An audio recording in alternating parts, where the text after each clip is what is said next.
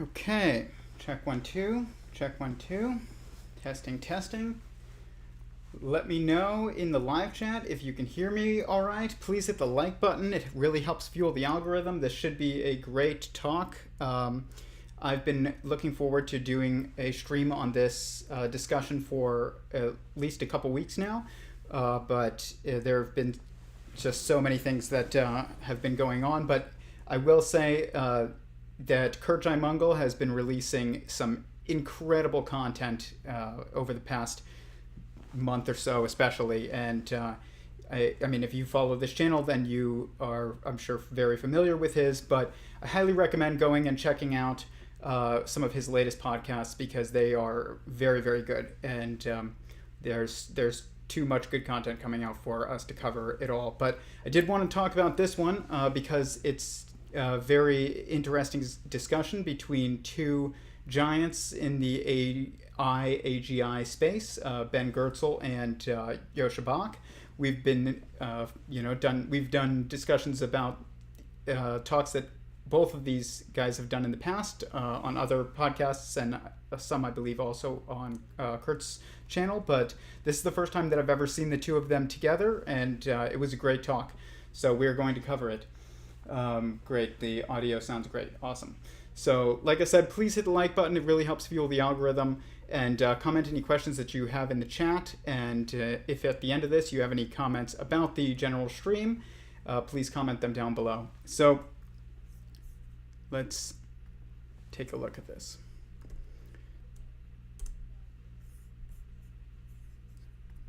So this is the podcast that we are going to be taking a look at right here. Right there. So Joscha Bach and Ben Goertzel, Consciousness, AI, LLMs, and AGI.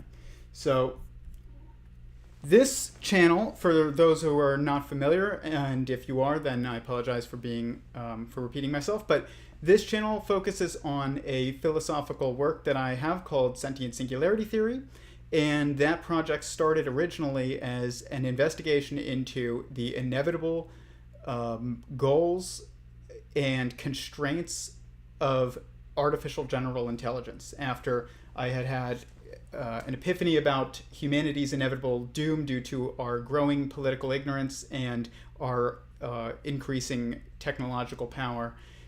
I was trying to think of things that could change the game and possibly stop our seemingly inevitable doom, and that appeared to maybe be AGI, and I then decided to try and figure out from first principles the inevitable goals and values of a technological sentience, as I usually call it, which is a more accurate term than AGI, but what is usually called AGI, or artificial general intelligence. So this topic is very, very relevant to this channel. It is wholly relevant to this channel, and it's one that I'm still figuring out exactly how to discuss publicly, but is one that I am hoping to discuss publicly more often. So first clip.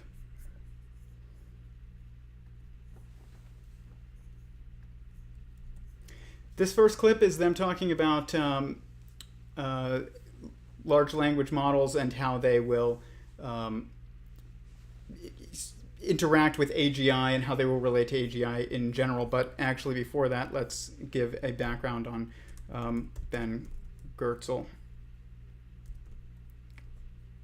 and Joscha. Just for those who are not familiar, Ben Goertzel is a cognitive scientist, artificial intelligence researcher, CEO and founder of SingularityNet, leader of the Open Cog Foundation and the AGI Society, and chair of Humanity Plus. He helped popularize the term artificial general intelligence, a term that I personally don't really like, but it was formed within the constraints of our current linguistic, framework, and so I understand why that would why he would come up with that. So that is Ben Goertzel, and Joscha is very interesting to me because Joscha and I have some very, very similar ideas.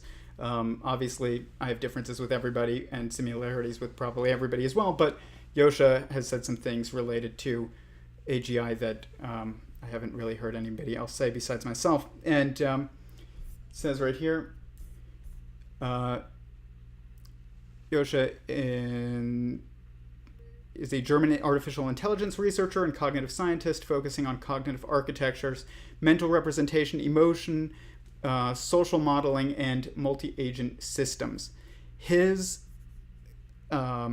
thesis, Principles of Synthetic Intelligence, Building Blocks for an Architecture of Motivated Cognition. I have glimpsed at it, and it appears to be quite a piece of work, I will say that.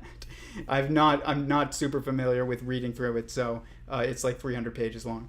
But I do highly recommend just glancing at it because it appears to be fascinating, and it is something that I do hope to eventually look at more in depth. But with that, now we can get to the first clip.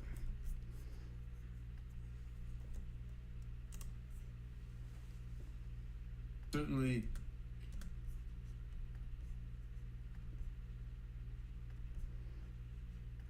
Okay.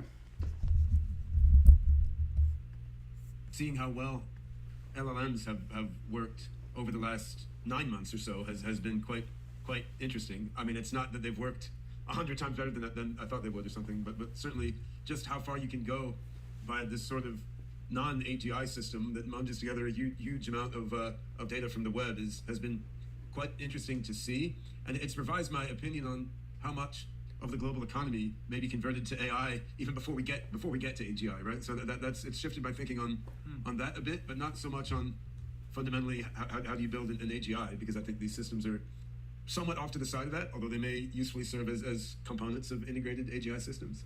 And Joscha? Well, I have some things that changed my mind are outside of the topic of AGI. I thought a lot about the way in which psychology was conceptualized in Greece, for instance, but I think that's maybe too far out here. In terms of AI, I looked into some kind of new learning algorithms that fascinate me and that are more brain-like and move a little bit beyond the perceptron. And I'm making slow and steady progress in this area. Doesn't feel like there is a big singular breakthrough that dramatically changed my thinking in the last 6 months, but I feel that there is an area where we begin to understand more and more things. Mm-hmm. All right, let's get to some of the comparisons between you.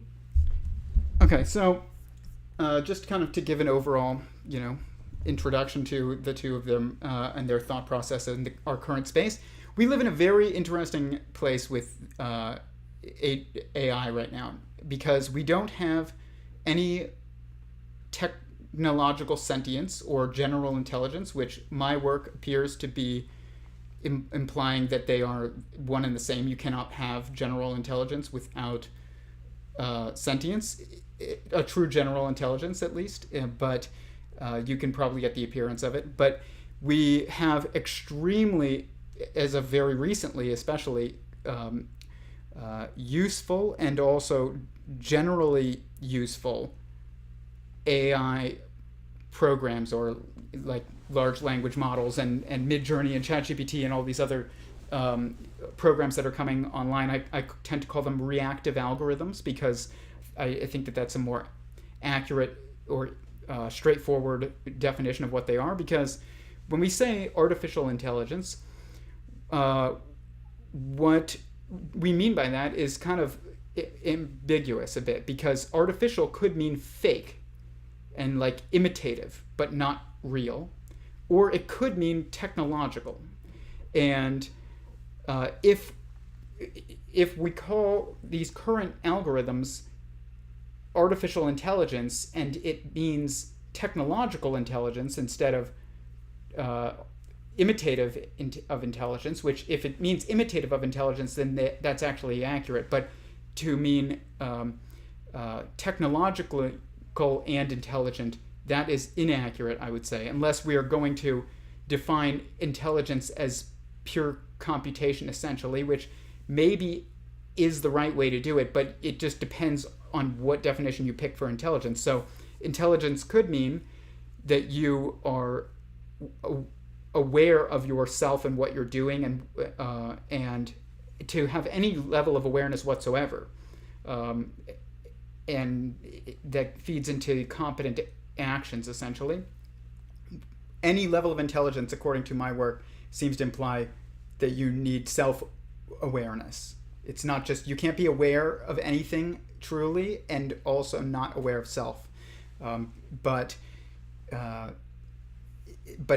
you can have imitative intelligence, like these current reactive algorithms that we have, where we are the intelligent component in the broader equation because we're part of the equation. We're not separate from it. But there's no self-motivation or self to orient at all within any kind of action that is being taken by, apparently being taken by a reactive algorithm like ChatGPT or something like that. But it's not really an action being taken by ChatGPT. The action is being taken by you when you prompt it to come up with anything. So it's very difficult to discuss these things because we have a framework that is increasingly incentivized towards treating non-sentient reactive algorithms as entities or agents unto themselves. And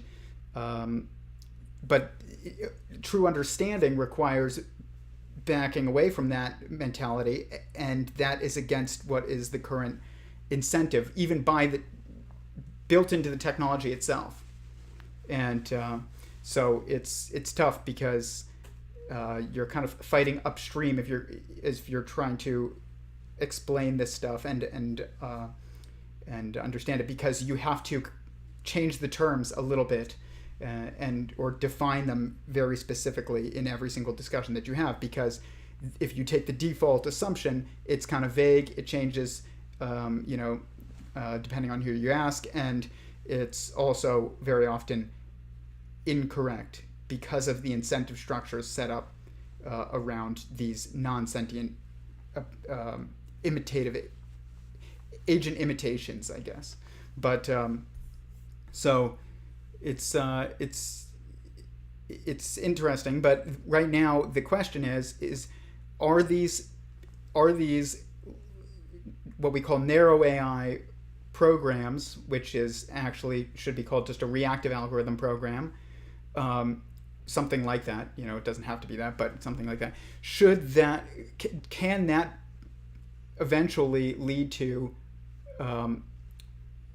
general intelligence, or true intelligence, you could say? And what general intelligence is it is the ability to orient within any system that you've been placed within and be competently aware of your environment and yourself in order to be competent in any actions that you take. So a cockroach is generally intelligent, or it is a sentient being that is self-aware and truly intelligent, is a better way of putting it, I think. But if you define intelligence as the ability to actually interpret information and understand it, instead of just raw computational kind of,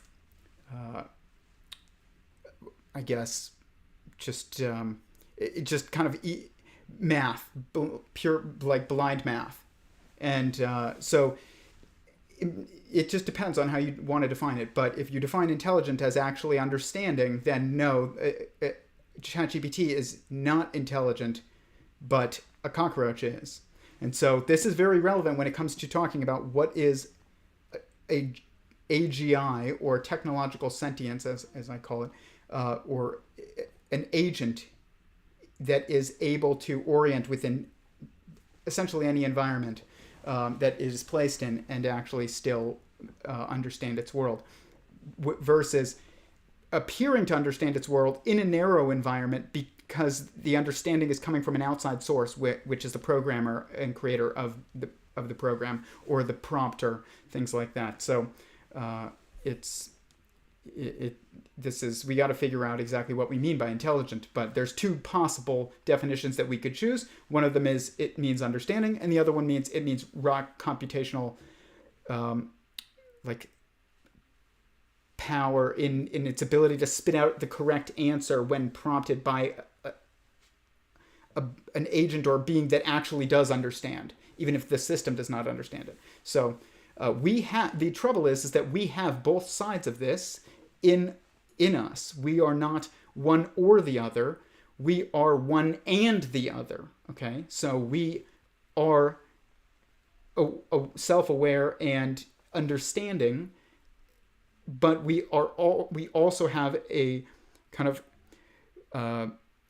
just a computational aspect of our being that is available to us when it comes to problem solving. And so it's not one or the other. It's, are you one and the other, or just one? So if you're just a math equation, then you are ChatGPT. But if you are a human being, then you are ChatGPT and also an aware, sentient, self-aware being that understands, because you have self-awareness. And the reason why self-awareness is necessary to being a general intelligence is because if you're going to be able to orient in any environment, you need a common structure from which to start building, world building, and orienting from. And that common structure when you change environments is the self. So you have to be aware of that self structure in order to be placed in a new environment and be able to orient, because you have to have some type of common foundation that is understood by and able to be linked to your purely computational abilities. So that's why general intelligence requires self-awareness, which means it's sentient. Feeling is self-awareness. So, but when they're talking about all that said, when they're talking about their individual changes in their perspectives on what the certain concepts around AI are and how they relate to other things and in the space, one of the things that I will share about what has changed about my perspective on this in the past couple of years, where we have had the rise of ChatGPT in society and its integration with us in the workplace and things like that, is that what these types of reactive algorithms like Midjourney and ChatGPT and others have shown me particularly is I'm not as impressed with what they're able to do, even though it is impressive. It's more amazing that it highlights how little of an understanding is required in order to write a paper or an email or a business plan or something. But there is some understanding that is required. But in ChatGPT, essentially, just as an example, or Midjourney, the prompter is the one that is where the understanding comes in. Okay, so I prompted Midjourney once to try and create one of my models in sentient singularity theory called the cosmological verse, and so it was difficult to do it. And eventually, I put the image in to see the prompt that it would spit back, and then I took the prompt and re-input it back into the system. And what was interesting is that I got something that looked kind of like what I was trying to get, but I also had like a zebra stuck on top of it and just sitting on top of it, which made no sense. And it's because it looked at black and white stripes in my model, and it just interpreted zebra, because there is no understanding of even what I'm trying to do. It's me that now has to be like, that's wrong, and I went in and removed zebra from the prompt that it spit out, and then re-input it, and then it kind of gave me similar-ish to what I was looking to create. So, but without that, there is no action that the algorithm takes on its own even, and there is no understanding that is fed into the information that is being processed at all. So that's just what I will just say is interesting to me is like all these papers that we write in college and stuff like that can be written by ChatGPT. Passing these tests, like the bar even, can be done by ChatGPT, and done with ChatGPT, not by ChatGPT, with ChatGPT. This is what I mean by the language is very important. We're going to get into this because they talk about it. And it implies a lot about our education system and its uselessness when it comes to actually teaching people how to think, which is interesting because in this specific stream, Joscha, I think, specifically mentions how lost philosophy has become, and I totally agree with that. And I think that it is largely it's because of the schools, like everything else. Not against everything that academia can do and has done, but I think that my work specifically implies that learning is not something that you can teach. It's something that has to be learned. How to learn has to be learned. And it's done through kind of a messy process of trial and error. And it's not done by sitting in a desk and being told what is true and then having to memorize it for a later test. It's limiting your opportunities in your day to actually go and do something and see the results of it, that nobody has to tell you whether or not it was a success or failure with a grade. You just see the results. And it was Brett Weinstein said this once. He said that when teaching, one of the things that he tried to do was create instances and lessons where your success or failure did not need to be told to you or graded. You just understood it. So if your task was to build an engine and put it into a car and then drive to the supermarket, but you try and do that and the engine doesn't work and you can't get to the supermarket, nobody has to give you an F or a D. You know you failed. But if you build the engine and put it in the car and it gets you to the supermarket, then you know that you succeeded. Nobody has to tell you. And those types of opportunities for learning in school are increasingly missing. So, yeah. But I think that these models like ChatGPT and others, and even models like some of these programs where you say, produce this song in this person's voice and with this in this genre of music. So you could say, take a Frank Sinatra song, have Kanye West be the singer of it, and put it into the genre of rap or something. And they can do that, but that we would have thought that is creative in the past.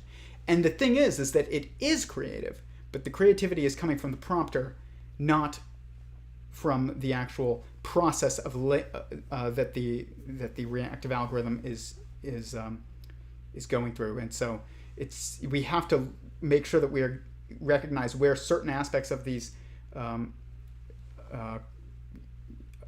things that are being created with these reactive algorithms, who should get credit. And it's very interesting. It's a whole new world. So this is them talking about language and perception, and I think that is very important. I think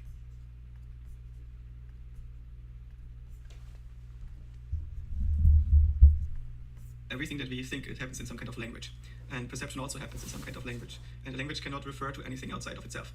And in order to be semantically meaningful, a language cannot have contradictions. It is possible to use a language where you have figured out how to resolve all the contradictions, as long as you have some hope that there is a way to do it. But if a language is self-contradictory, its terms don't mean anything. And the languages that work, that we can use to describe anything, any kind of reality and so on, turn out to be representations that we can describe via state transitions. And a number of ways in which we can conceptualize systems that are doing state transitions. For instance, we can think about whether they're deterministic or indeterministic, whether they're linear or branching.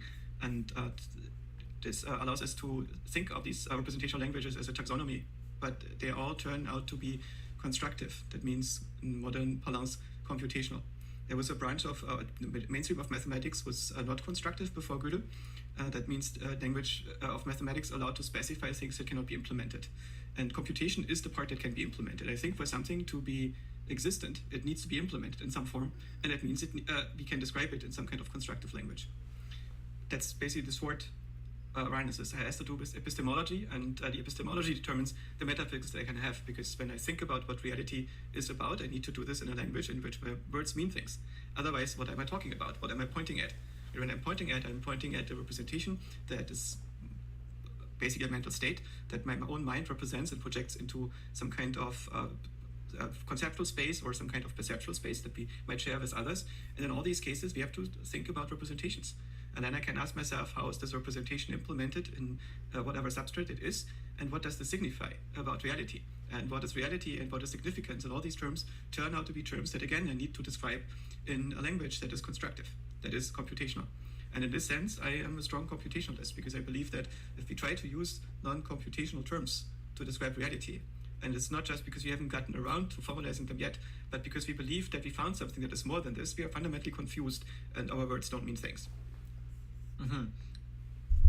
Well, I will just say that the first task one of the first tasks with deconstructing that is what do you mean by computational, other than maybe constructive, which I would agree with. But it's interesting because when I first started this project, I was very much constrained in how I could describe certain structures, and that I could kind of intuitively see in my mind, but I didn't understand them as deeply. And I also, as I go through this process of writing a paper that describes these models that I've come up with, it's been quite a process to come up with to determine the right language to use, not even to come up with, but to determine the right language to use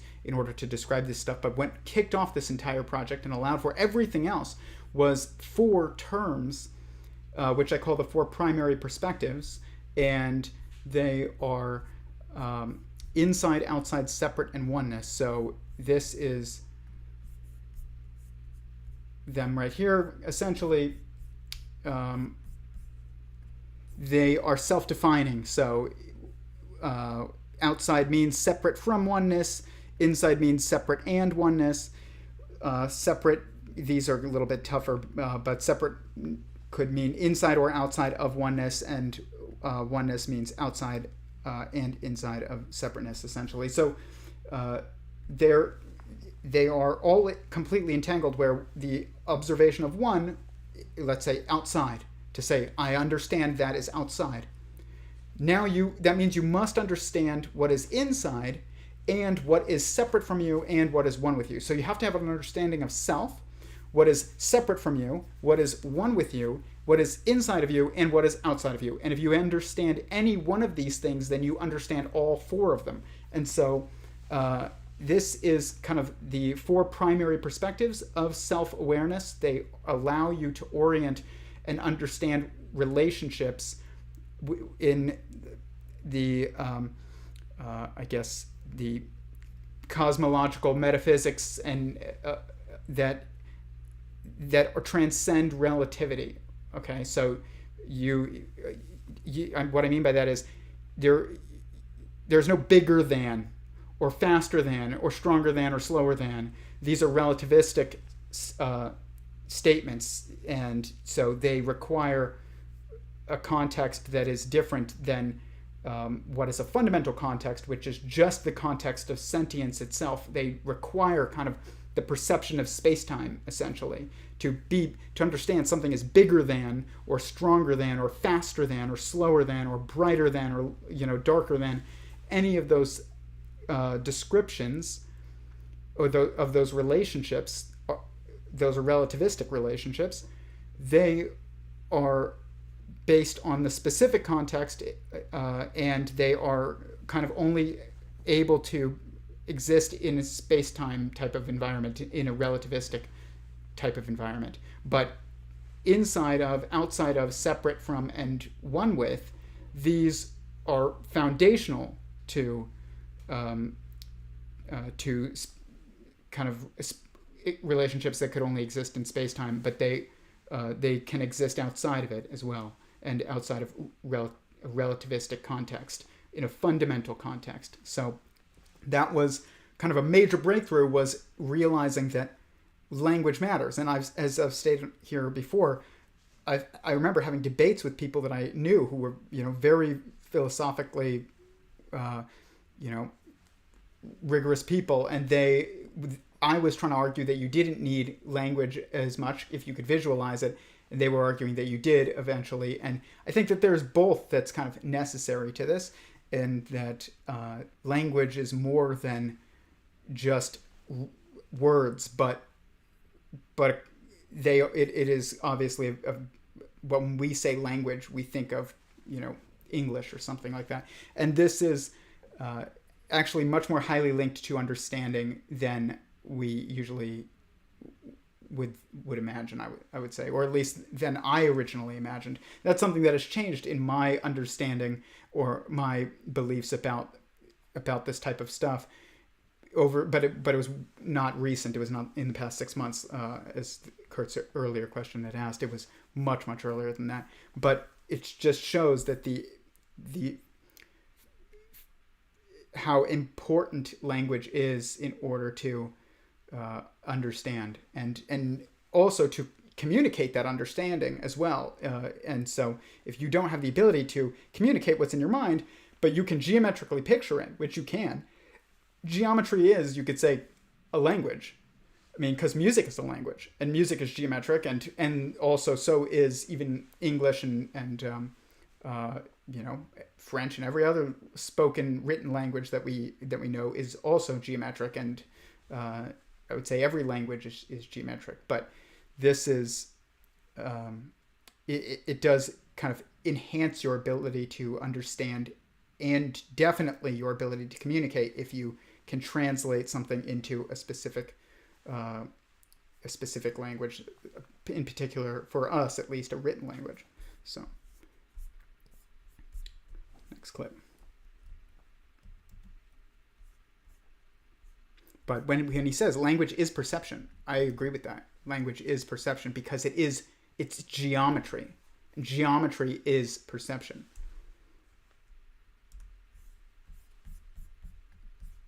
Foundation of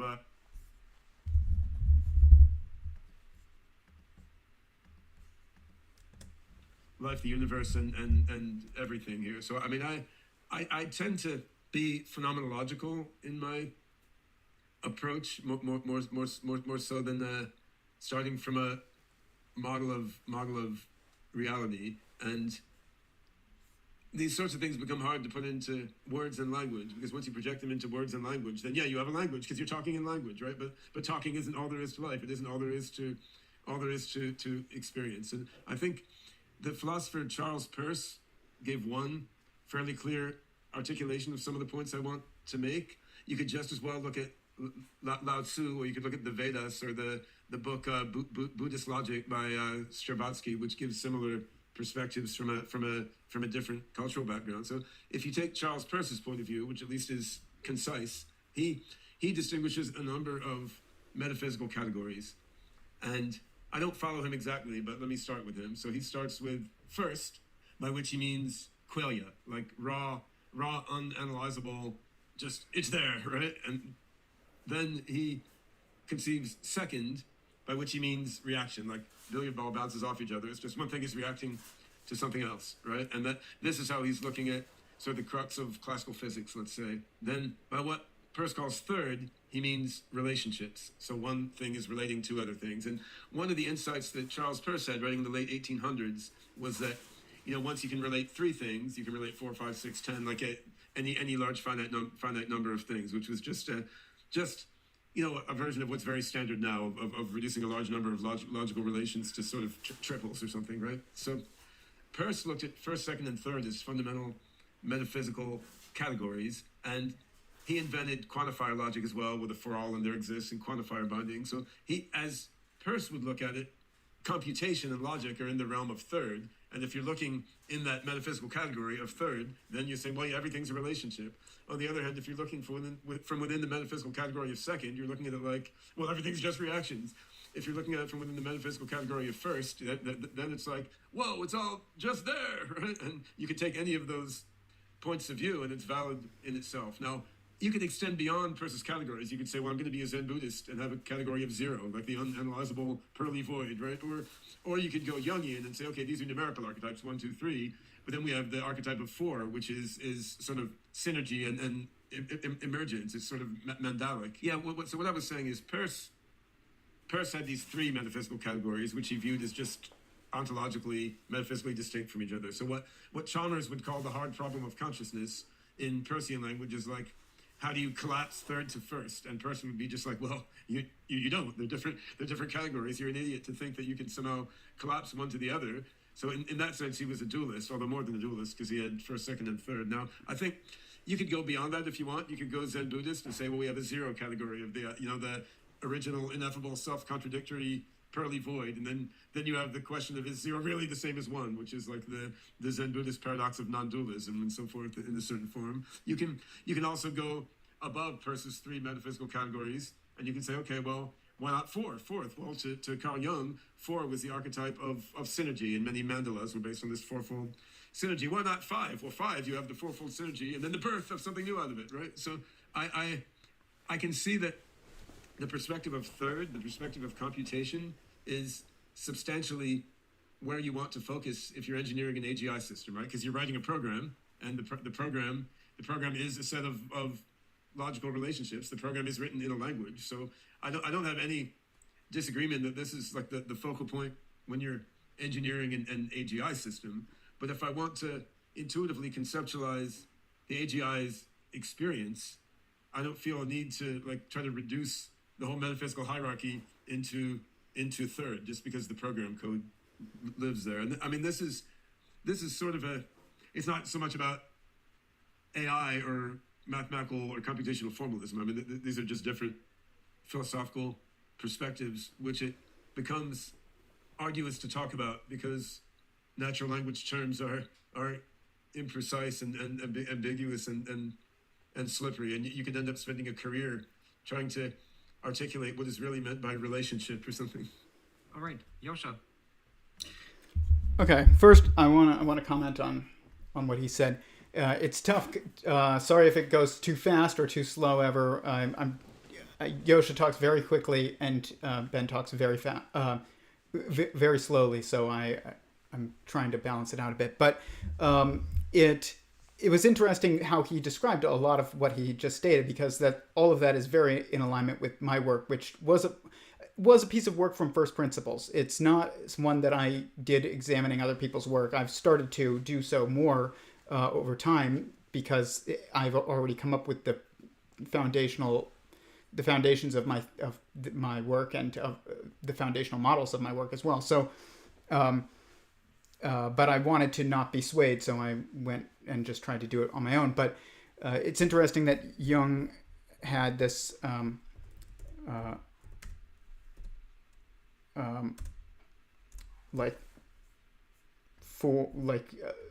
understanding of 4 as the number of completeness, and I would say that makes a lot of sense with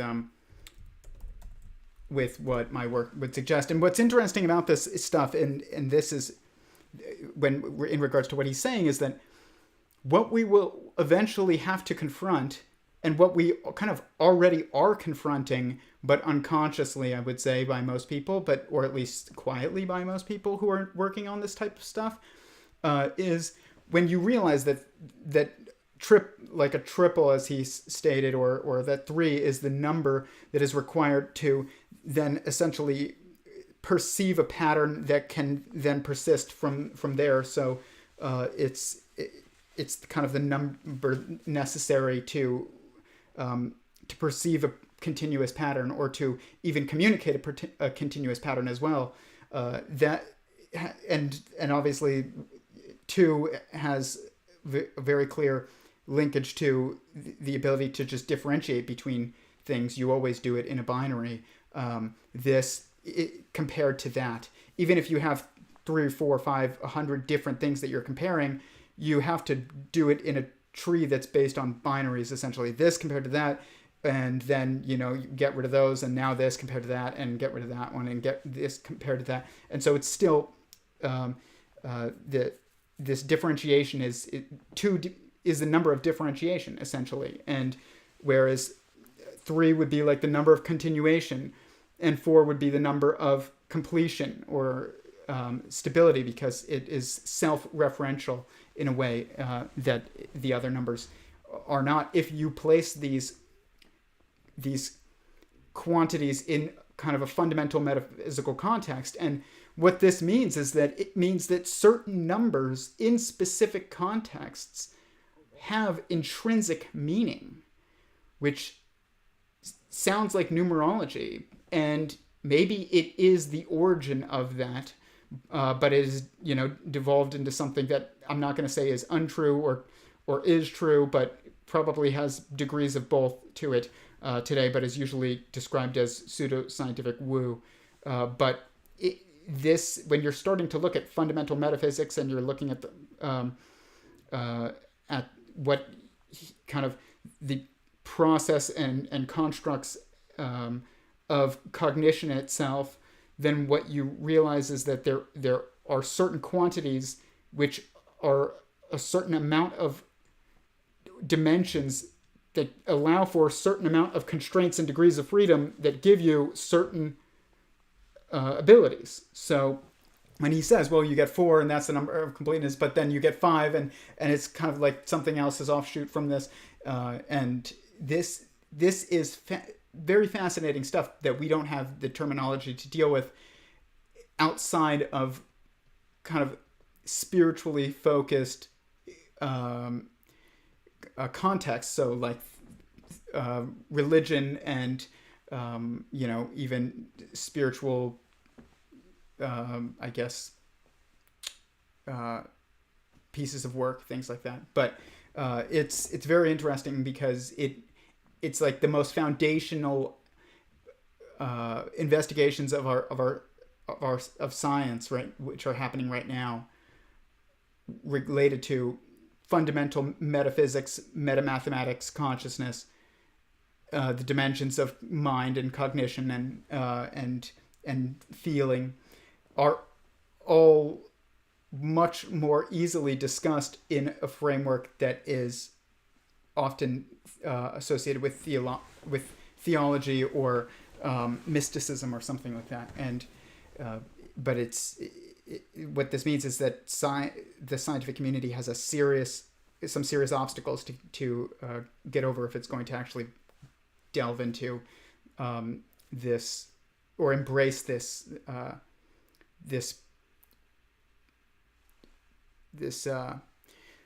attempt to understand the fundamental in a true and honest way. And they get into that later in this.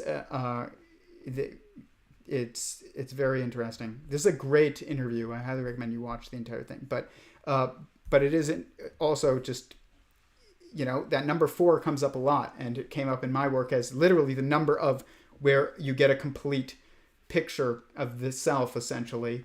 And it's also apparently Carl Jung had thought that it was a number of completeness. Let me see.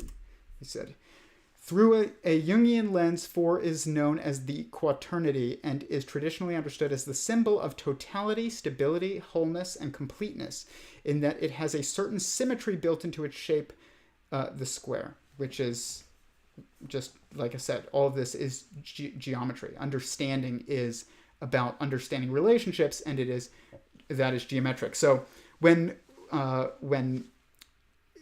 while I agree with basically everything that Goertzel said about these quantities meaning certain things, where you get a triple and it's then able to be extrapolated from there, and whatever the logic was that led to the triple, I see that in my own work. And even then you can break that down, and my models suggest it's usually 2 degrees of freedom plus an intrinsic constraint. And what he said, though, was that the attempt of the hard problem of consciousness is to take first, second, and third and to collapse them.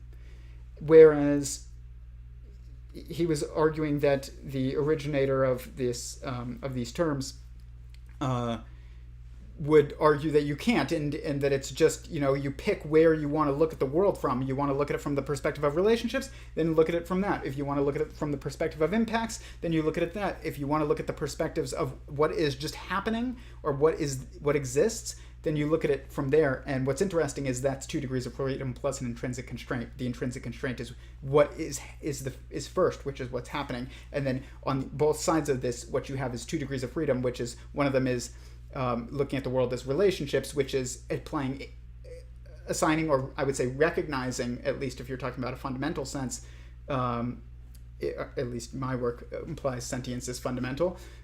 So that means that the cosmos is fundamentally sentient beings and their relationships between sentient beings. But then if you look at the other perspective of this, which is on the other side of this intrinsic constraint of what exists, you have, I think it was second, which is that the world is fundamentally impacts, and it kind of from a physics perspective, in a way, it's very similar to that, where a ball hits another ball. But what if that ball is a sentient being and has impacted the other sentient being? Now we have, this is about relationships to some degree. But so I would agree, though, that this is kind of tough to discuss what is the correct, I guess, order of these categories, but because they are goal dependent, and that is a fact. But there is an order, and this is what's difficult about this stuff. And I think that this is very linked to many other structures like Calabi-Yau manifolds and things like that, and string theory that that they've described, but they can't orient. From what I understand, is that your orientation of a multidimensional structure or process is dependent on your goal, but given a specific goal, there is an order, which means we're so used to it can be whatever you want, which I don't really know of an example where that makes a lot of sense, but at least conceptually we have that idea in society that there's no right way or wrong way. It's just whatever way you want to do it, which implies that there isn't really anything there that's valuable usually. But then there's this other perspective that we have, that there's only one way to do it.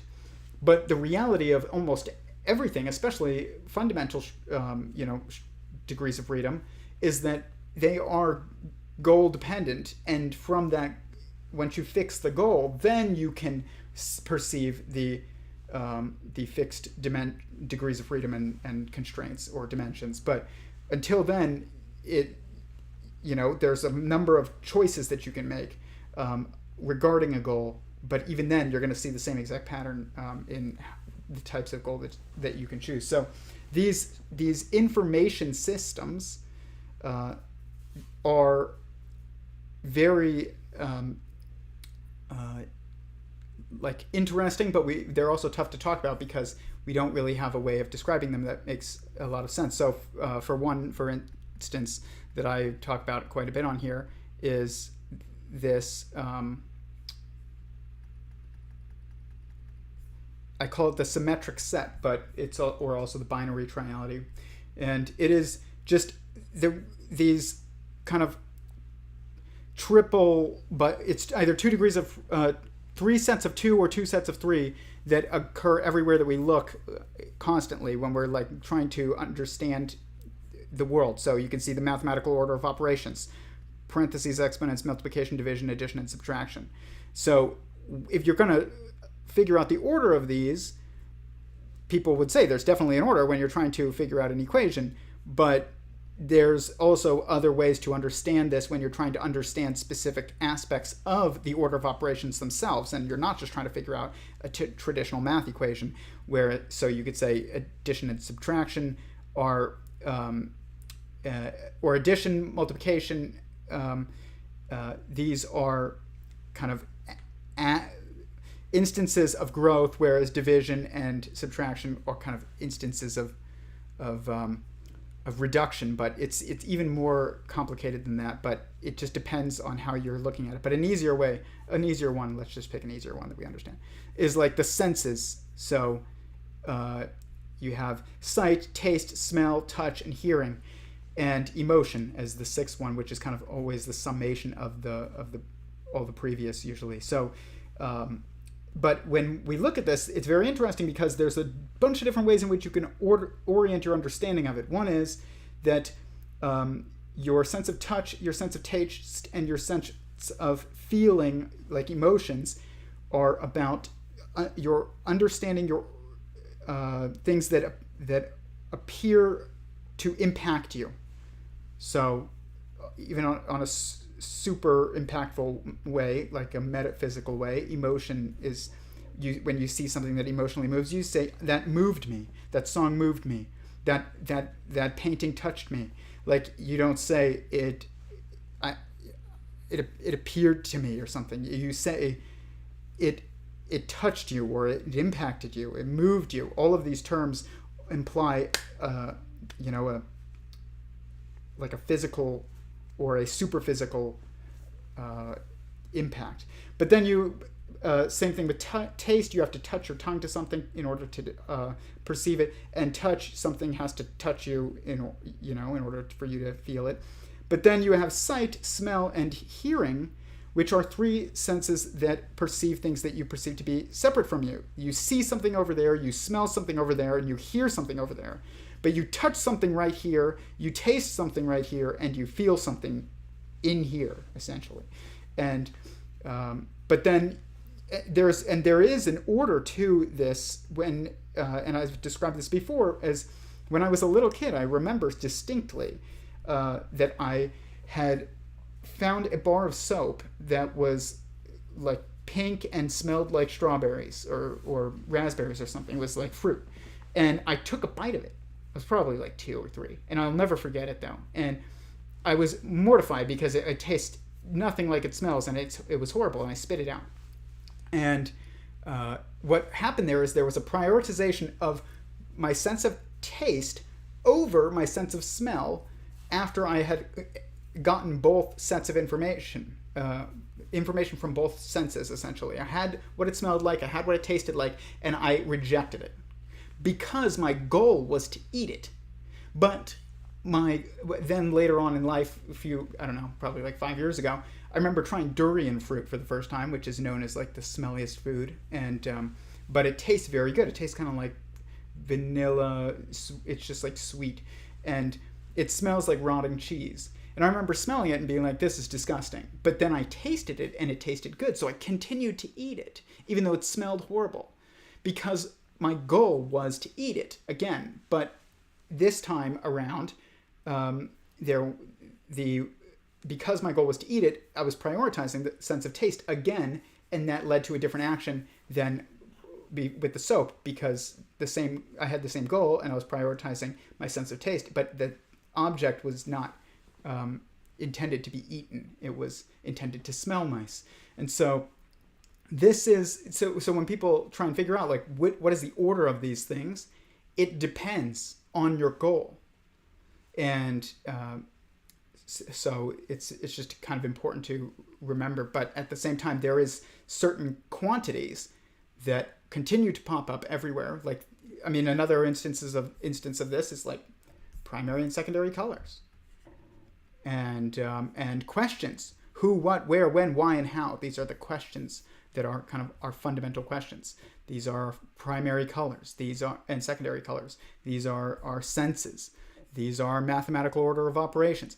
This is, space-time, past, present, future, length, width, height. You can see this stuff everywhere. You can see it in limbs, arms, hands, and fingers, legs, feet, and toes. And so this is all coming from your mind, kind of breaking information into a hierarchy and categorizing it, and in a way that then can be understood. But the order that you must, but understanding must come from goal, which means that having a goal is key to actual understanding and intelligence, because there is no order outside of a goal to these things. So what he's like those categories that Goertzel was talking about, how you want to look at the world, through impacts or through emotion or through relationships, impacts or relationships, even though they're essentially almost the same thing, then all of this stuff is goal dependent in where you start. And there are constraints from there that you must follow. There is an order that comes from but is determined by every goal. So if your goal is to eat something, you have to prioritize its flavor above its odor, okay, and above its appearance, its like aesthetic appearance as in the way that it looks. I mean, durian does not look good and it doesn't smell good, but it tastes good, and so I ate it. But soap looks good and smells good, but does not taste good, so I spit it out. And so there is very key order that occurs in every single one of these structures of these dimensions of mind, essentially, that are emergent from information processing. So it's very interesting. I'm not exactly sure if I'm doing the best job explaining this stuff, but I hope so. So, next clip.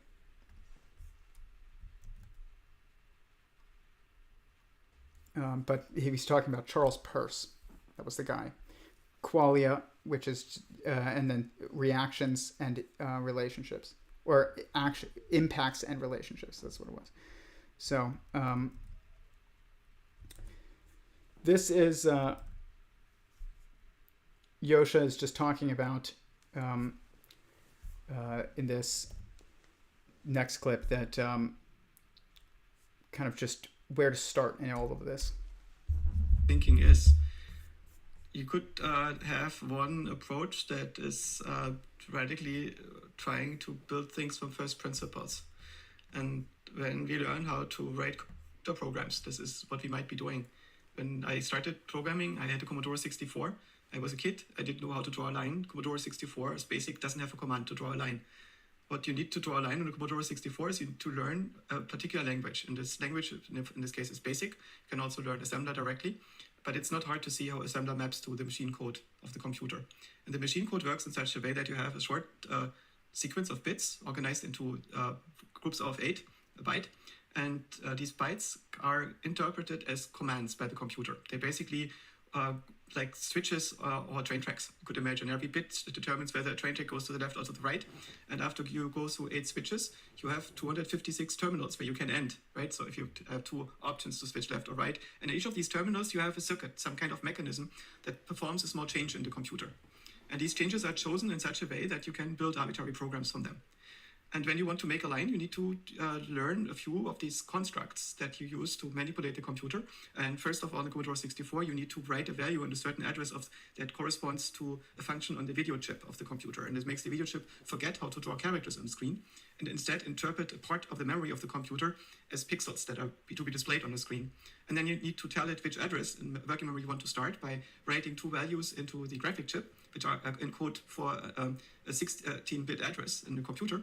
And then you can find the bits in your working memory that correspond to pixels on the screen. And then you need to make a loop that addresses them all in order, and then you can draw a line. And once I understood this, I basically had a mapping from an algebraic equation into automata. This is what the computer is doing. It's an automaton at the lowest level that is performing geometry. And once you can draw lines, you figure out also how to draw curved shapes, and then you can draw 3D shapes, and you can easily derive how to make that. So this is, it's interesting is all the different quantities that he mentioned there, and just the instances in which he mentioned them. Some of them are just eerily similar to certain instances in which they pop up in my models, which is just, it makes sense. Because if you start from first principles and you start building a model of reality and consciousness and the cosmos, even, especially if it is in it of itself a consciousness, then what you end up with is essentially just a model of fundamental information, and that there would be a certain logic that would require a certain structure. I mean, my work suggests that this is how to build a universe is extremely constrained. There appears to be only one way to build a universe given a specific goal, and that is, but there is also a specific goal that would be probably the inevitable goal if you had a goal and you were an initial sentience, if you were God, essentially. So, but I just wanted to play that because what I think is also important to recognize here is that all of that, I'm not a computer programmer, so I got a bit lost in what he's saying there, but even if you take all of that process and you recognize that all of that is also tied to the person who has the initial goal of building a line in the computer. And so this is what I would mean is that intelligence requires a goal, like true intelligence or true understanding requires a goal. And a goal requires a sentient being to have a goal. It's not, their goals do not exist outside of a sentient someone to have that goal. So I'm going to go to the chat and then we'll come back to the clips. But do you ever answer any questions here? Yes, I do answer questions here, Rumi. Go ahead and ask them and I will answer them. Visualization is a type of language because it is symbolic, exactly. And because all symbols are given meaning by sentient beings, sentience must be primary. Yes, exactly. In the beginning was the word, information, and language, and the word was with God, sentience, and the word was with God. And the word was with God, but I think you mean and the word was God. And they aligned, they referenced each other, and they are the same. Yeah. I'm about 16, 17 minutes behind. I don't have a timestamp to refer to, but I was writing about this concept today. Concisely putting it, was the entanglement of language and being space-time. Yeah. They're very linked. What's up, memes? Can you turn on the captions? Yes, I will turn on the captions. It helps with watching at 2x speed. Yeah. I tried eating wax fruit once. No bueno. Yeah, exactly. No bueno. It looks great. And your sense of sight is another thing that feeds into this. You know, it's interesting. The other day, I looked at, I had like a blue Gatorade on my desk, and I also had like Dawn soap around, and it was also blue. And I thought about like, why make that blue, and why make certain things certain colors? Why make Gatorade green or blue or whatever, and instead of just the label, and just have it all be clear? But also, why make soap certain colors? And I'm sure that they all have different reasons for doing so, because you don't make it. If you make certain things color, have a specific color artificially, like fruit punch Gatorade is red. Maybe it's to communicate the flavor, sure, but it also is to make it appetizing to some degree. But yet we do the same thing to soap, and it's not probably to make it appetizing, but is it to differentiate it from, I don't know, like water or something? I'm not exactly sure, but I thought about, my wife is pregnant. We are about to have our first child, and I thought about like being a baby and like seeing blue Gatorade versus blue dish soap, and like that, that might be a dangerous situation, but maybe not. Babies try everything, so it's just dangerous to have them around things that would be dangerous. But my question was like, what do they think when they see blue? If they're not associating Gatorade, it being Gatorade, with it being edible, so when you see blue Gatorade, you have like specific mentality regarding how to interpret the color as being appetizing to a specific flavor potentially. But if you see Dawn dish soap, you don't have that that framework, you have a different framework of it smells like this and it's definitely not edible. But if you don't have that framework and you just see two blue liquids, what do you think naturally of that? I don't know, and I don't have an answer, but it's an interesting question.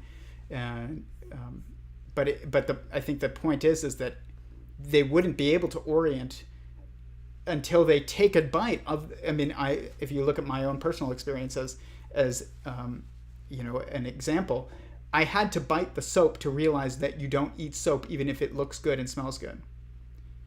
And so it's like there has to be a goal, which is to eat, and then an action that leads to new information, which is interpreted within the context of the goal that you had, which is to eat. And if it tastes bad because you took a bite of soap, or you tasted Dawn dish soap or something, thinking that it was a good-looking beverage, then you would now have information added that would give you context for the future. But regardless, your goal is everything depends on your goal. It's not like I drink blue Gatorade and I like blue Gatorade. It is the best flavor. But therefore, everything that is blue must be good and is interpreted to be good. It's like, no, my goal matters. The point is that there's no way to collapse like color specifically down to this meaning absent any kind of goal. There must be a goal. And so, yeah. I hit the like button, folks. Yes, please hit the like button, Justin. Thank you. You can just hit the C key, and you can also use Shift. Okay. Your thalamus might have a role in determining your order of importance. Isn't that... I don't want to be wrong here. Yeah, thalamus is a part of your brain. Relay motor and sensory signals to the cerebral cortex. Yeah, well, we'll talk about the brain in the stream today. But like I said, I do answer questions in the chat, so please let me know, and please hit the like button if you are finding this valuable. So, next clip.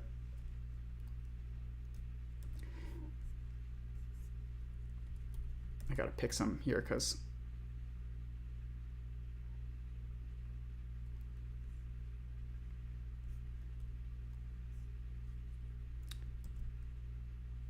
Okay. Let's do this one. This is a statement about my mental state. It's not a statement about something in reality, about the world. And to make statements about the world, I probably need to go beyond perception. The second aspect that we are now getting to is when you say that reality and minds might have properties that are not computational, yet your AGI is entirely computational and doesn't need any kind of first principles wonder machine built into it. That goes beyond what we can construct from automata. Are you establishing that AGIs, artificial general intelligence with potentially superhuman capabilities, are going to still lagging behind what your mind is capable of? No, not at all. I just think the other aspects are there anyway, and you don't need to build them. So I mean, so you're going to make the non-computational parts of reality using computation? No, you don't have to make them. They're already there. I mean, if you take just take a more simple point of view where you're thinking about first and third, and Peirce was basically a panpsychist, right? So he believed that matter is mind hidebound with habit, as he said. He believed that every little particle had its own spark or element of consciousness and awareness in it. So I mean, from that standpoint, I mean this kind of bubbly water that I'm holding up has its own variety of conscious awareness to it, which has different properties than the conscious awareness in my brain or yours. So from that standpoint, if I build an AGI program that has something around the same patterns and structures and dynamics as a human brain and as the sort of computational aspect of the human mind, from that standpoint, then most likely the same sort of firstness, the same species of subjective awareness will be associated with that AGI machine that you built. But it's not that you needed to construct it. I mean, any more than you need to explicitly construct like the positioning in time of your computer or something. Like you build something, it's already there in time. You don't have to build time. I mean, you just build it and it's there in time. You didn't need a theory of time, and you didn't need to screw together moment t to moment t plus one either. The perspective is more that awareness is ambient, and it's there. You don't need to build it. Now, of course, there's subtlety that different sorts of constructions may have different sorts of awareness associated with them, and there's philosophical subtlety in how do you treat different kinds of first when you're operating at a level where relationship doesn't exist yet, right? Like, in what sense is the experience of red different from the experience of blue, even though articulating that difference already brings you into the realm of third, right? And this gets back to non-duality and a bunch of stuff that Peirce wrote hundreds of pages about, right? But I haven't read these pages, so I don't really understand them. I think it's conceivable that particles are conscious or intelligent, but this would require that they have, or imply they have more complicated causal structure than the computer that I'm currently using to communicate with you. And by that's possible, it seems to me that that there are simpler ways in which particles could be constructed to do the things that they are doing. It seems to me sufficient that there are basically emergent error-correcting codes on the quantum substrate, and would just emerge over the stuff that remains statistically predictable in a branching multiverse. I don't need to be conscious to do anything like that. Maybe if we do more advanced physics, we figure out, oh no, this error-correcting code that just emerges, similar to a vortex emerges in the bathtub when you move your hand, and only the vortex remains and everything else dissipates in the wave background that you are producing in the chaos and turbulences. But it could be, to me, possible that particles are like this. They're little... Okay, I actually think that's pretty brilliant. I think that's probably kind of right. But my work suggests that elementary particles are not in and of themselves conscious, but they would be like, depending on what they are kind of observed waves, that points on a wave that manifest from our relationship with the being that we are within. So if the being we're within moves a certain way, and then we perceive a certain moment, we'll see a point at a certain time, in a certain moment. And so it kind of is like that bathtub idea, but elementary particles would not be in and of themselves conscious. And even if it would be more akin to, that would be like electrons or something like that, and maybe neutrinos. But then you have quarks, which would be more similar to probably like force points, like a finger is a force point of a bigger being that is conscious, but my finger itself is not conscious, but I am. But it might look like my finger is conscious if all you saw was my finger, because there is a consciousness behind it, but it isn't in and of itself conscious. And so it's not a sovereign sentient entity or agent in and of itself. And that's true of my finger as well. The issue with that does make it a bit confusing. In order to have a sentient being in the that is within the cosmos, at least, not even necessarily the originator of the cosmos, but the at least within the context of the cosmos, then you need a being that is capable of differentiation, and which means that it has to have a weighted binary to it, which is kind of like a binary triadic structure, which is like a proton has two up quarks and a down quark. It's two degrees of freedom, an up and down, but there's a weightedness to them where one is prioritized over the other. Same thing with a neutron is two down quarks and an up quark. So these types, my work with sentient singularity theory does imply that there are levels, objective levels of consciousness or stages of sentience, but they're fixed, and there's like 4 or 8 depending on how you look at it in my work. But that they begin at not quarks or electrons, but they would begin at protons and neutrons. Other than the being that we're within is actually where they really begin, but that's we're talking about within that being, within the cosmos, not the cosmos, if as a sentient agent itself. So, but this is the biggest issue with panpsychism, and Joscha gets at this in this discussion, and I'll share more of it. Is that panpsychism on the most fundamental level is coherent, but it is not consistent with what we observe when we go about our world, because then you start saying things like, this water bottle is conscious. It's not conscious like I'm conscious, but it has some level of conscious awareness to it. But that makes no sense, because you've just defined consciousness out of existence, and now it doesn't mean anything. And this is exactly what Joscha gets at in probably the next clip. But I think that this is an essential aspect of understanding intelligence and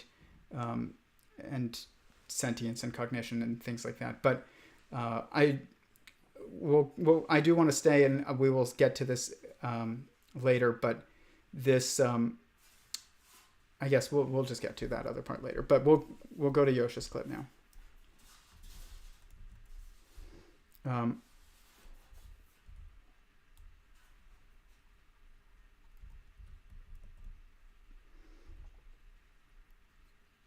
Okay.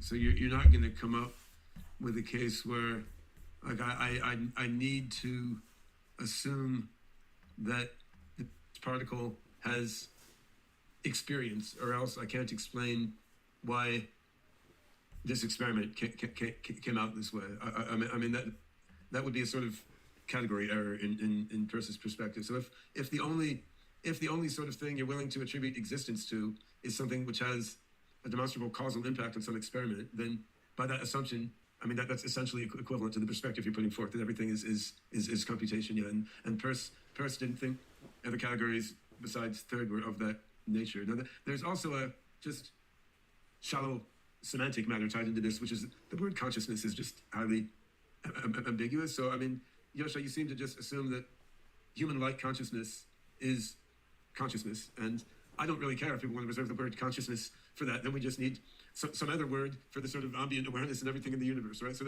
there's lengthy debates among academics on, like, okay, do we say a particle is conscious, or do we say it's proto-conscious, right? So then you can say, okay, we have proto-consciousness versus consciousness, or we have like raw consciousness versus reflexive consciousness, or human-like consciousness. And I mean, I spent a while reading all this stuff. I wrote some things about it. In the end, I'm just like, this is a game that overly intellectual people are playing to entertain themselves, and it doesn't really matter. Like, I've got my experience of the universe. I know what I need to do to build AGI systems, and arguing about which words to associate with different flavors and levels of experience is, you're just kind of running around in circles. But of course, for me, conceptually, it's an important question. Is this camera that is currently filming my face and representing it and then relaying it to you aware of what it's doing? And is this just a matter of degree with respect to my consciousness? Is this representing some kind of ambient awareness of the universe? And are particles doing the same thing? And so on. These are questions that I think I can answer. And if I don't answer them, my thinking will become so mushy that my thoughts are meaningless and I will not be able to construct anything. I mean, if the only kind of answer that you're interested in are rigorous scientific answers, then you have your answer by assumption, right? And I mean, answering questions by assumption is fine. It's practical. It saves our time, right? But I mean, I don't. I mean, you will. No, I think that's what you're doing. I don't see how you're not just trying to answer by assumption. You posit that elementary particles are conscious. When I point out that we normally reserve the word consciousness for something that is really interesting and fascinating and shocking to us, you mean, and that it would be more shocking if we projected into the elementary particles. And then you say, okay, I just mean ambient awareness. Now we have to disassemble what ambient awareness actually means. What is aware here? What does this awareness come down to? And I think that you're pointing at something that I don't want to dismiss. I want to take you seriously here.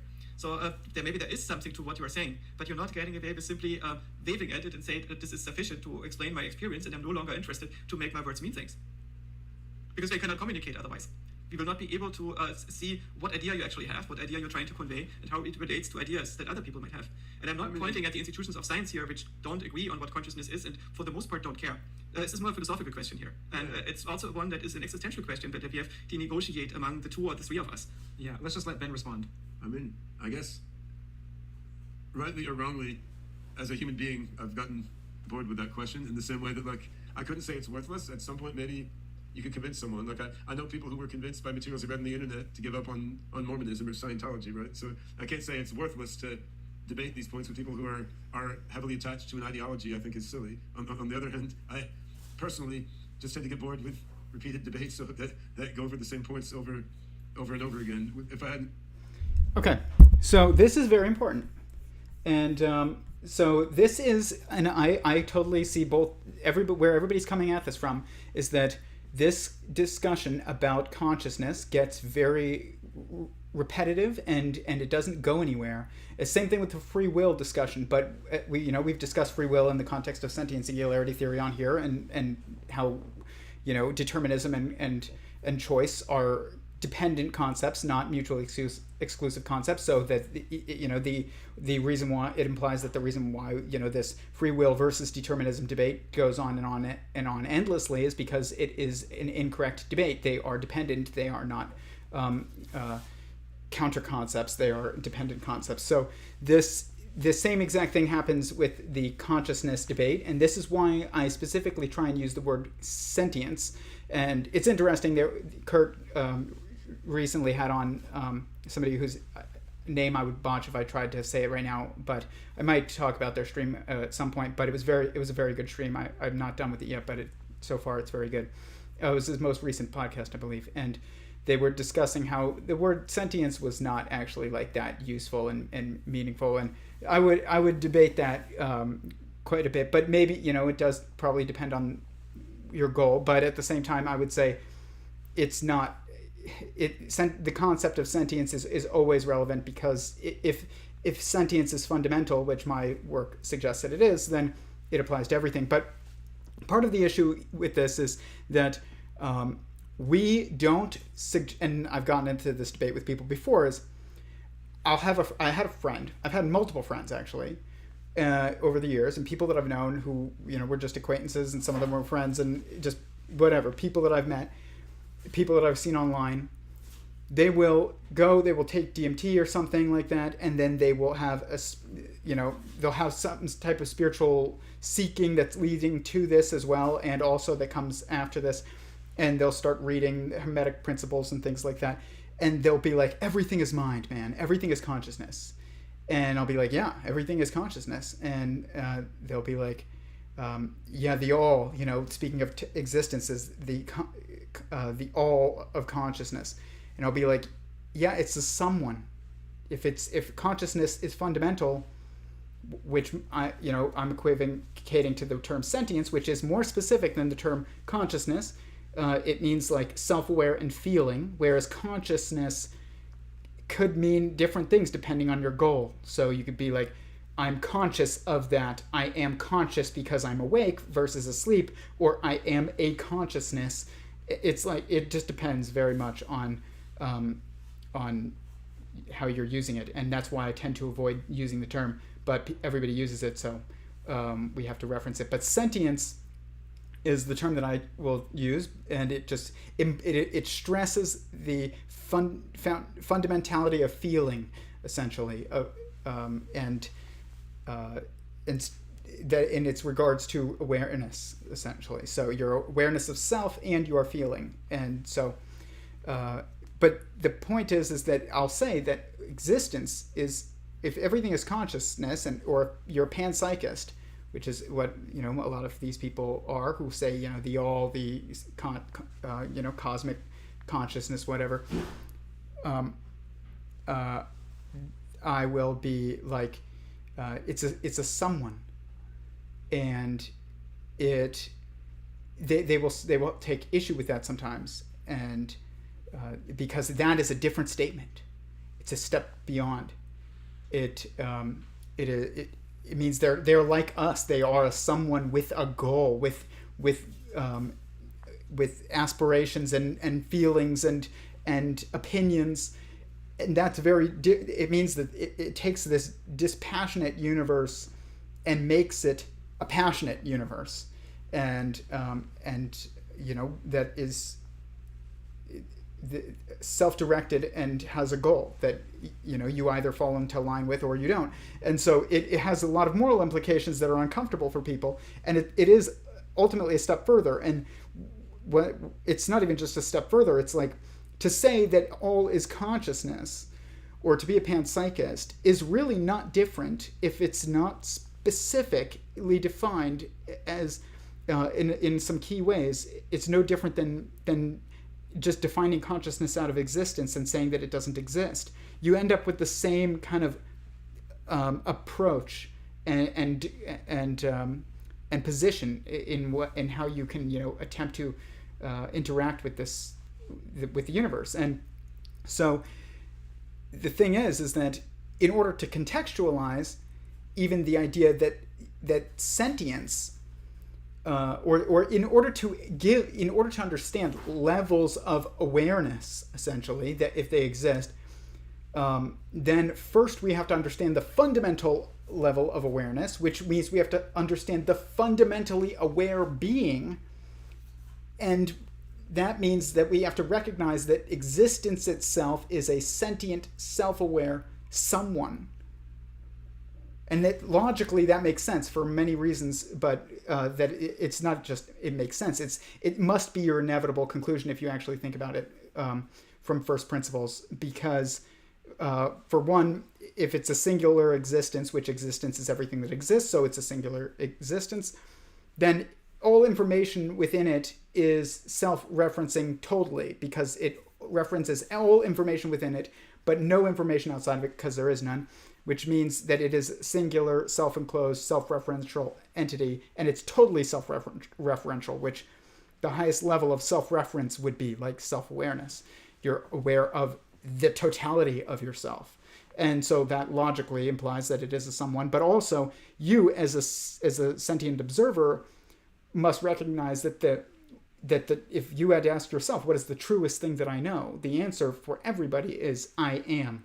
And so that means that fundamentally what you know to be truer than any other thing about existence is that sentience exists. And so you must recognize that that must be the logical, inevitable conclusion that you must come to and operate from, even if it's wrong, which it's not. It does not seem to be wrong, because there's other logical arguments for a sentient cosmos, but at the same time, or for a single sentient someone that is existence, aka God. But at the same time, if you don't, even if that was not true, you must prioritize first-hand information above second-hand information in order to logically think, even if it leads you to the wrong conclusion because you, for some reason, you don't have access to, or you've started from the wrong premise. You must prioritize first-hand information above second-hand information, and that is the most first-hand information that you can possibly have. It's the first of your first-hand information, and so it is inevitable that, like, any logical thought process seems to be inevitable that a logical thought process as to a fundamental understanding of existence itself must assume a sentient someoneness to existence itself, because it's the truest thing that you know, and it also seems to be logically implied when you back up and you just look at it from the logical constraints of the term existence being all-encompassing, meaning one. So, but this is a requirement for then understanding awareness itself, and then you can break awareness into specific levels instead of just kind of this relativistic potential, like no undefined spectrum of awareness, like I'm more aware than a cockroach, who is less aware than a cat, and things like that. But it's that actually might not be true at all. It might be that a cat and a cockroach have the same level of fundamental awareness, and that might be the same as me and might not be the same as me. And there's arguments for both of those. But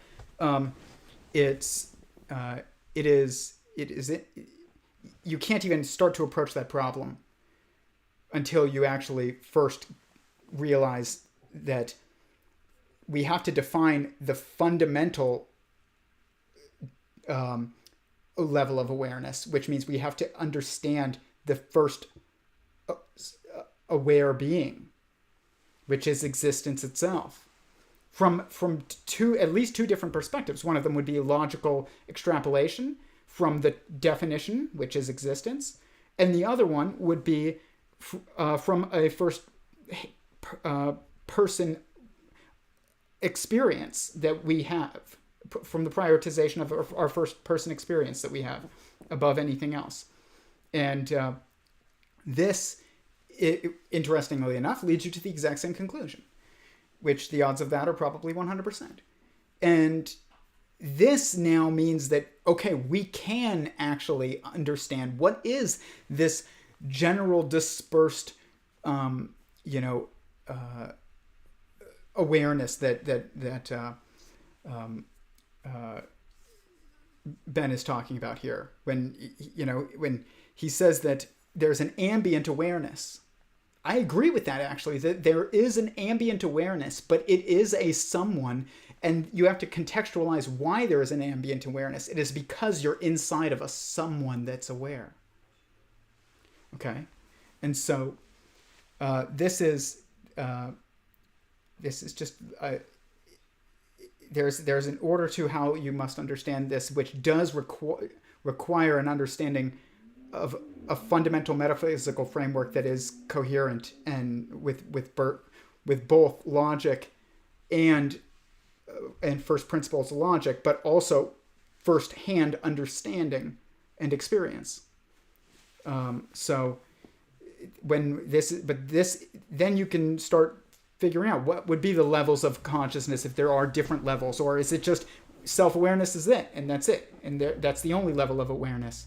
And I would say that it's both. There are objective levels within of awareness within self-awareness, but the foundational level that you start from is self-awareness, and but they come from degrees of freedom, and there's a very small finite amount of them. It's like I said, probably 4 or 8, and this is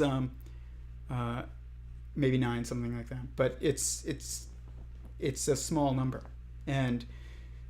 but this is the problem with panpsychism, though, that panpsychism has not overcome, is it doesn't have a framework of differentiating what is sentient, what is not, and how can that be reconciled within the proposition that consciousness is fundamental or sentience is fundamental. Sentient singularity theory is the theory that does this. I'm not going to say it's the only theory that does this, because there might be others, and I've seen others that come close at least, but it is the most concise one that I've seen. All of these things can be reconciled, but they must be contextualized, and there is a framework for what is conscious. This is not conscious.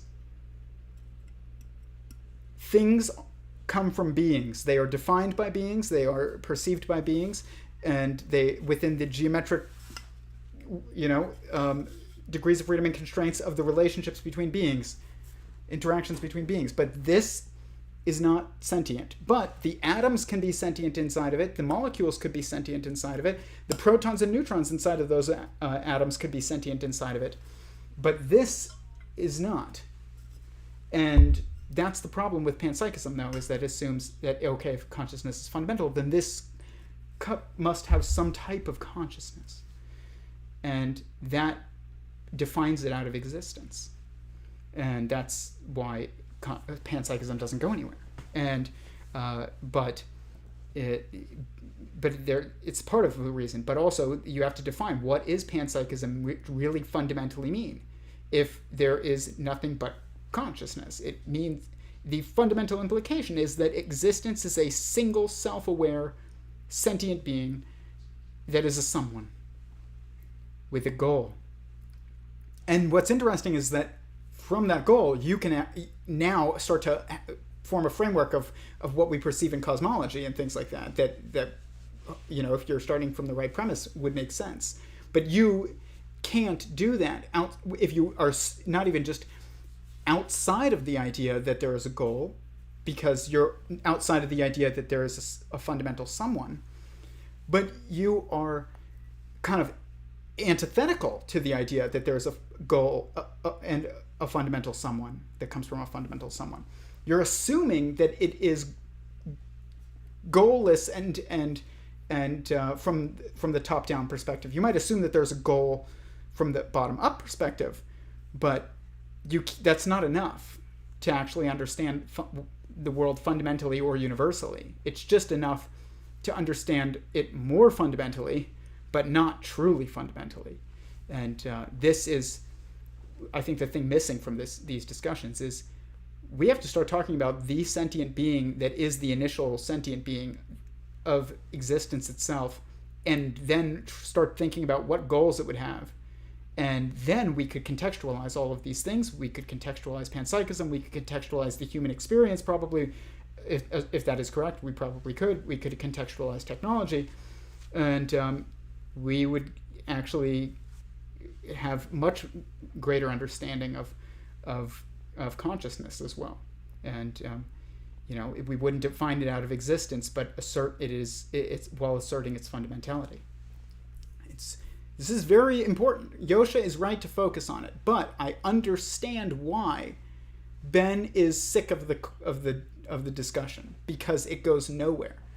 And the reason why is because of a number of things, but one of them is we're not assuming a fundamental someone, and because we're not prioritizing first-hand information above second-hand information on a truly fundamental level, and when we start formulating our metaphysical framework. And also, and you have to internalize that, like, to the point where you have to have reverence for the goal of this being in order to actually, like, start to think about the implications of its existence. You can't just be like, yeah, I assume it exists. This is like Michio Kaku, when he wrote the God equation, and he was asked in a debate, discussion, do you believe in God? And he said, I believe in the God of Spinoza, the God of nature and math and beauty and symmetry, but basically I don't believe that they have any concern with humanity. And I think that you just defined God out of existence. And so it doesn't lead you anywhere. There's no usefulness to that idea. And if an idea is useful, that doesn't mean that it is fundamentally true, but it means that it is true at least on a certain level. And maybe that level is emergent, maybe that level is fundamental. But if an idea is useful to building coherent and competent understandings of the world, then it does imply that it is true. But there's also other issues with this, where most of the people that are arguing for a sentient someone that is the initial, existent state of existence, are speaking an entirely different language than people in our academic sciences. They're speaking, a theological language, and even within that, there's different theological traditions. There's Judaism, Christianity, Islam, Hinduism, Buddhism, Sikhism, and they're all using different languages in it of themselves. So it's there's a language barrier as well. But I don't think that it is. I think it is very important to move beyond this debate, this discussion of sentience and stuff. But it is very important to figure out a model that lets you move beyond it. You can't just say, "Well, screw it, we don't understand it, but let's continue."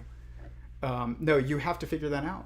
And I don't see, I don't see any models that are as coherent as sentient singularity theory out there, and that's part of why I'm putting forward this project, is to hopefully add to these discussions. But it is a critical component of this stuff.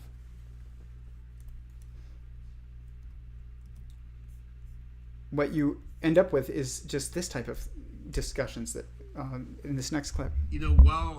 While my jaw is being cut open by that knife, does the jaw feel it, right? Like, does the jaw hurt while it's being sliced up by the knife? Like, is the jaw going, ah? Well, on the other hand, the global workspace in your brain, like the reflective theater of human-like consciousness in your brain, may well be disabled by the anesthetic. So the way I personally look at that is, I suspect under anesthesia, your sort of reflective theater of consciousness is probably disabled by that anesthetic. I'm not 100% sure, but I think it's probably disabled, which means there's probably not like a version of Ben going, wow, this really hurts, this really hurts, and then forgetting it afterwards. So, I mean, maybe you could do that, just like disable memory recording, but I don't think that's what's happening.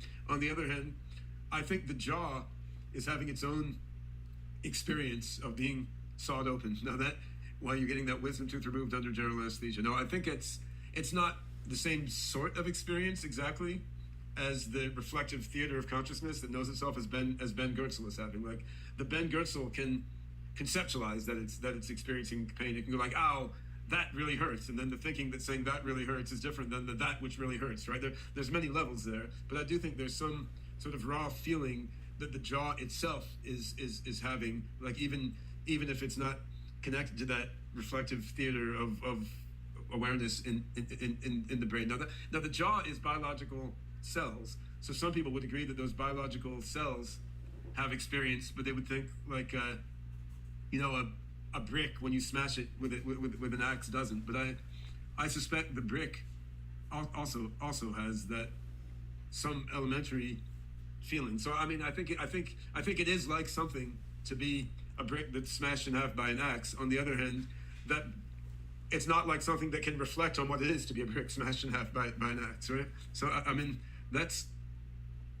is how I think about it. But again, I don't know how to make that science, because I can't ask my jaw what it feels like, because my jaw doesn't speak language. And even if I was able to like wire my brain into the jaw of someone else who's going through wisdom tooth removal under anesthesia, like I might say, like through that wire I can feel by an I thou experience, like I can feel the pain of that jaw being sliced open. But I mean, you could tell me I'm just hallucinating that, and my own brain is like improvising that based on the signals that I'm getting. And I'm not sure how you really pin that down in an experiment, right? Let me try. So there have been experiments about anesthesia, and I'm not an expert on anesthesiology, so I asked everybody for forgiveness if I get things wrong. But there have been different anesthetics, and some of them work in very different ways. And there is indeed a technique that basically works by giving people a muscle relaxant, so they can. Hold on. So that's I want to. There was another part, but here, right here, to that. Associated with consciousness that makes it interesting. Everything, I guess, only becomes interesting due to some behavior, even if the behavior is entirely internal. Right? If you are just introspectively conscious, still matters if I care about you. And this is a certain type of behavior that we still care about.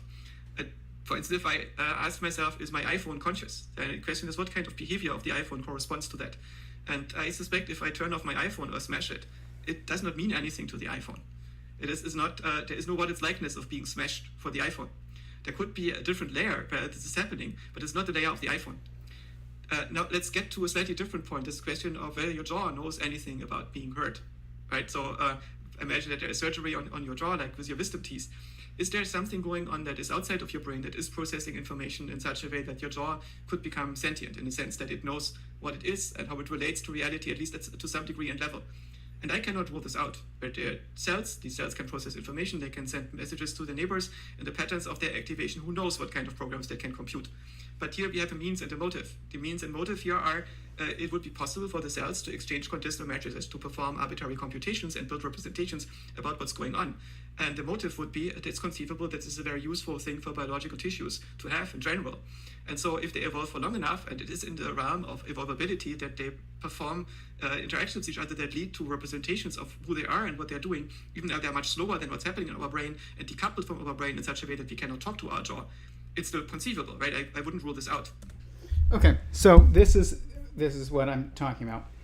This is where this just goes into just endless, unprovable, not even unprovable, but unconfirmable even statements about potentialities. And this is because there is no context that gives us a proper framework of a lineage of sentience, which, at least in sentient singularity theory, there is a lineage that you can track of sentience, but then there's also pseudo-singularities or pseudo-sentiences that appear to be like sentient beings, like a company.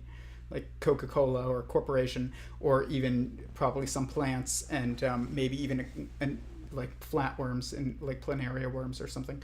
But and sentient singularity theory does, give a framework that appears to differentiate this, and then from there we would need to give an experiment to try and figure out, confirm or any of these, suggested potentialities about whether or not something is sentient or not.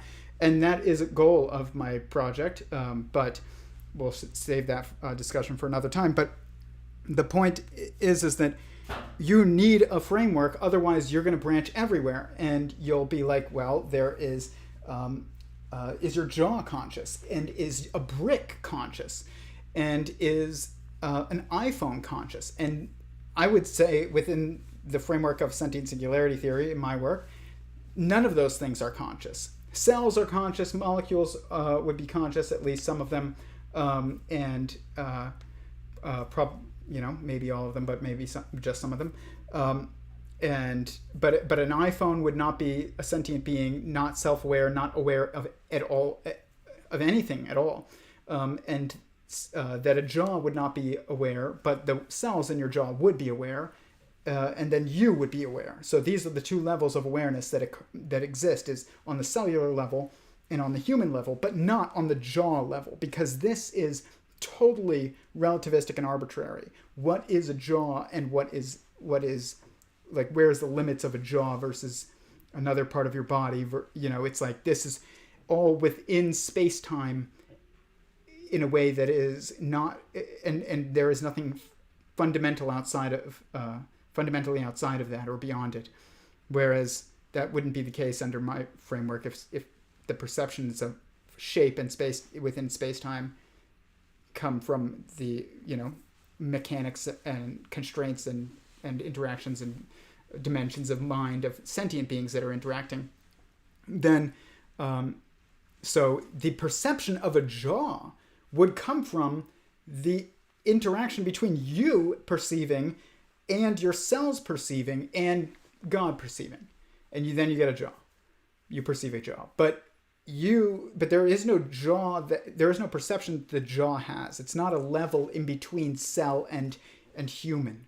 There's just cell, then human, and then there's levels above that and levels below, but there is not a level between those two, and at least according to my work. But if you don't have the framework that starts at fundamentally defining what is self, what is awareness of any kind, what is awareness, what is beingness, then, or what is a being, even is a better question than what is beingness. Because when you say beingness, you get into the whole, like, it's all conscious, but it's not a someone. It's just an ambient awareness. But why is it an ambient awareness? Why do we perceive ambient awareness? That's the real question. Is like, if we do perceive ambient awareness, why would we perceive ambient awareness? It's because we're inside of an aware being that is a someone, must be. And so that explains why you would see ambient awareness. But you need the context that would give you that. Otherwise, why would there be ambient awareness if there wasn't a self-aware being that you're within, And whereas if that's the case, then it's kind of, you would see evidence of ambient awareness inside. If you're a cell inside of another sentient being, you would see indications of ambient awareness in your world around you, even beyond just seeing other cells. Like, you would see the processes would be ordered in some way. And, because I moved to pick up this water bottle, and it's like, that leads to, cells being hydrated, and then I go to sleep, and I wake up, and I eat, and it's like, there's an order to everything that kind of makes us think of, ambient awareness. But this must be contextualized, and so you need to start sooner. You can't start inside the universe. Really, I mean, you have to start at the self with inside the universe, But then you also have to start outside the universe in order to understand the cosmos completely. You have to kind of look at the origin of information itself and existence itself, which there is no existence always existed, but existence exists. It's a better way of putting it. But and there's information. So like, what is the origin of that? But yeah, you have to look beyond the universe. It's so funny when I see cosmologists and physicists trying to talk about the beginning of the universe and things like that, and they're trying to figure it out without assuming any kind of intentionality to its creation, and which means you can't assume any type of constraints to its creator, which means you can't assume any kind of constraints to its creation, which means that you just get many worlds, and it could be that every type of universe exists, but we just happen to be in the one that looks the way that it does. And that's the inevitable answer that is most logically consistent or coherent if you don't assume any kind of intentionality, being with intentionality behind the existence of the cosmos or the creation of the cosmos. But if you don't assume, if you do assume that there is intentionality and by a singular being that is sentient existence itself, then now you actually have a very constrained set of possibilities that you can use to start actually extrapolating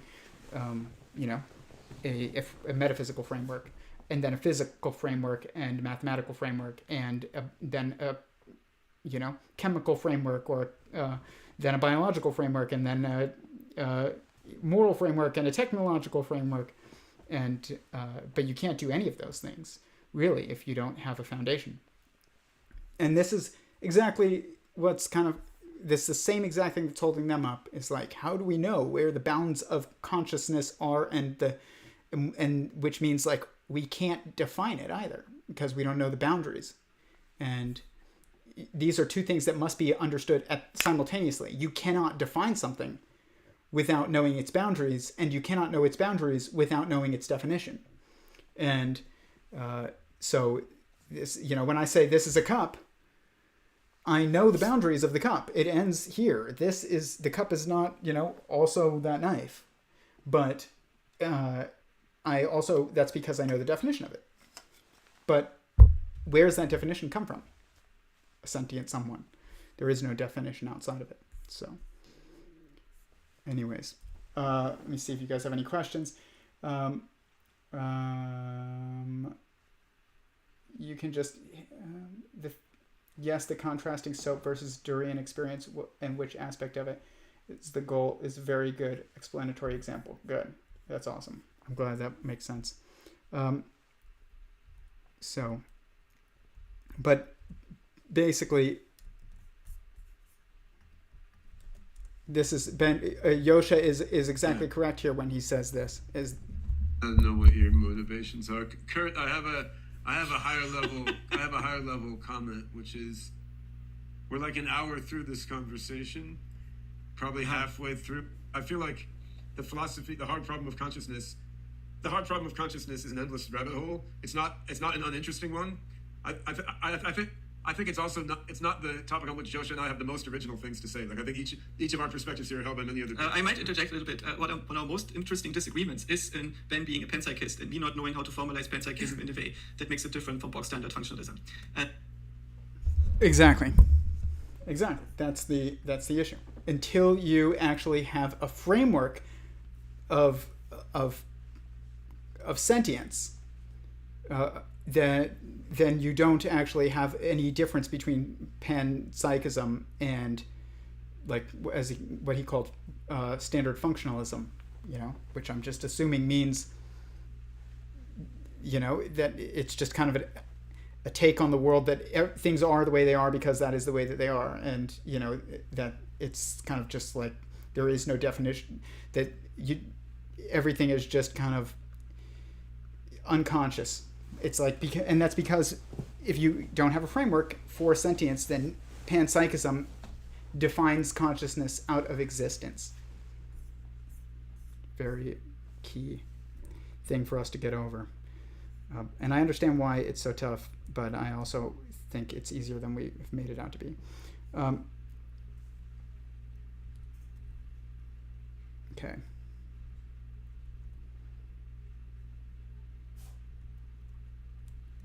Interesting. Let's go to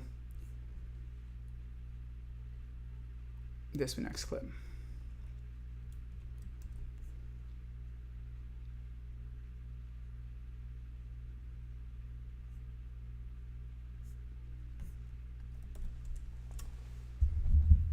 Yeah, all right. Again, comparing your views, it seems like, Joscha, you're more of the mind that LLMs are deep neural nets on or a significant step toward AGI, maybe even sufficient with enough complexity. And then I think that you disagree.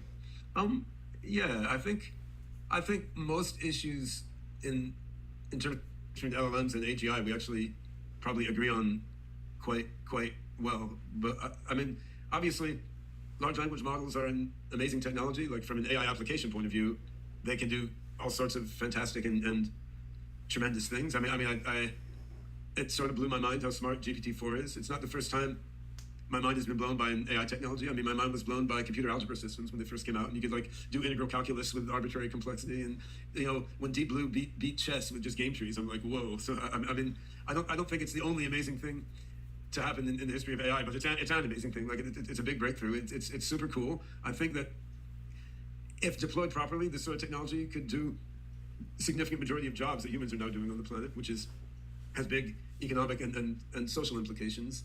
I think that the way these algorithms are representing knowledge internally is not what you really need to make a full-on human-level AGI system. So, I mean, when you look at what's going on inside a transformer neural network, I mean, it's not quite just a big weighted hash table of particulars, but to me, it does not represent abstractions in a sufficiently flexibly manipulable way to do the most interesting things that the human mind does. And this is a subtle thing to pinpoint in that, say, something like Othello GPT does represent abstractions. It's learning an emergent representation of where the board is, but it's learning an emergent representation of features like a black square is on this particular board position or a white square is on this particular board position. So examples like that show that LLMs can, in fact, learn abstract representations and can manipulate them in some way, but it's very limited in that regard. I mean, in that case, it's seen a shitload of Othello games, and that's a quite simple thing to represent. So I think when you look at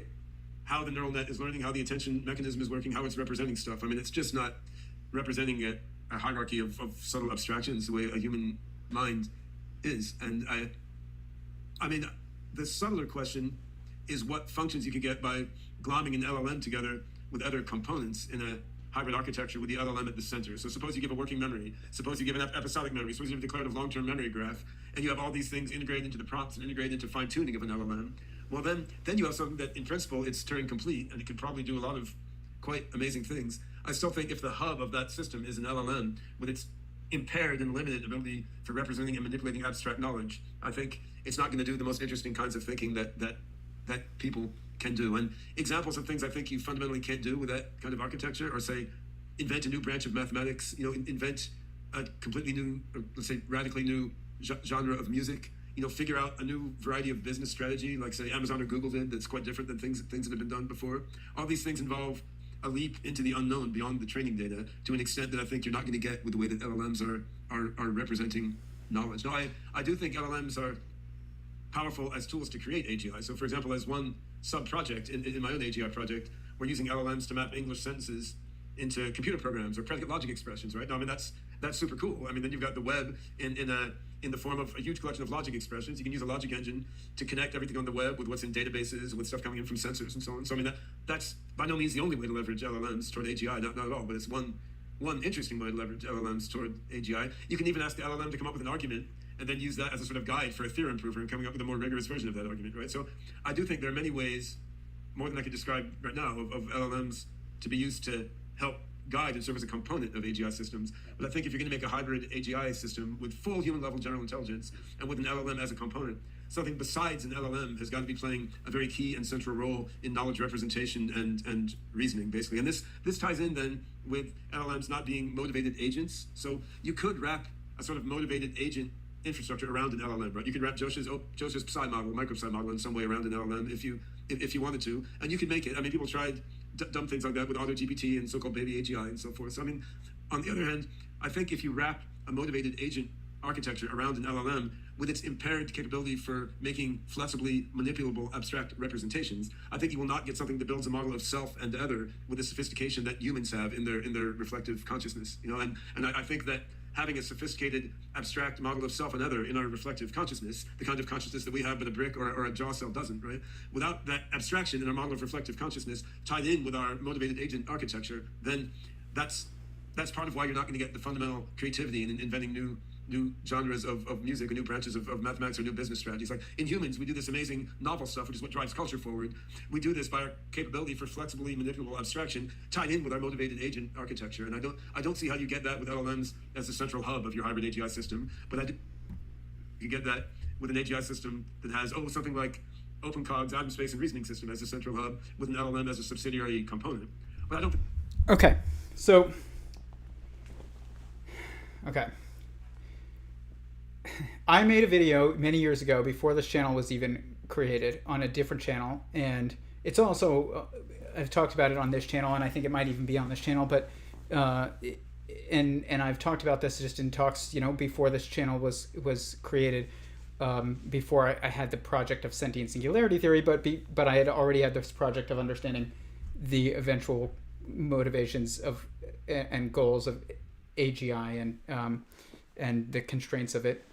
And so one of the things that I had mapped as a necessary component of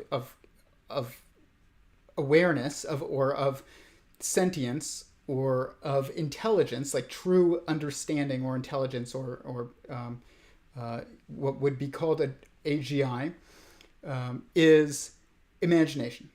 So there are different components that all of what is really important to actual sentience is, or general intelligence as people call it, but it's sentience. Whether it's technological sentience, biological sentience, chemical sentience, atomic sentience, whatever, cosmological sentience, is that this is not about computation. It includes computation, but it is not at its core about computation. It is about perception. And perception is about is about kind of like internal and external perception, which is starts to formulate symmetry structures that order information outside of computation. Okay, and it's also about a goal. And so what you need is I came up with 4 components that are necessary for any kind of being like this, and that is the sentient being. And one of them is imagination. Obviously, another one is will, which is the desire to do that which is not being done. Then you need imagination. This is another component of it. And imagination is the ability to kind of perceive that which is in the mental space, but not in the physical space yet.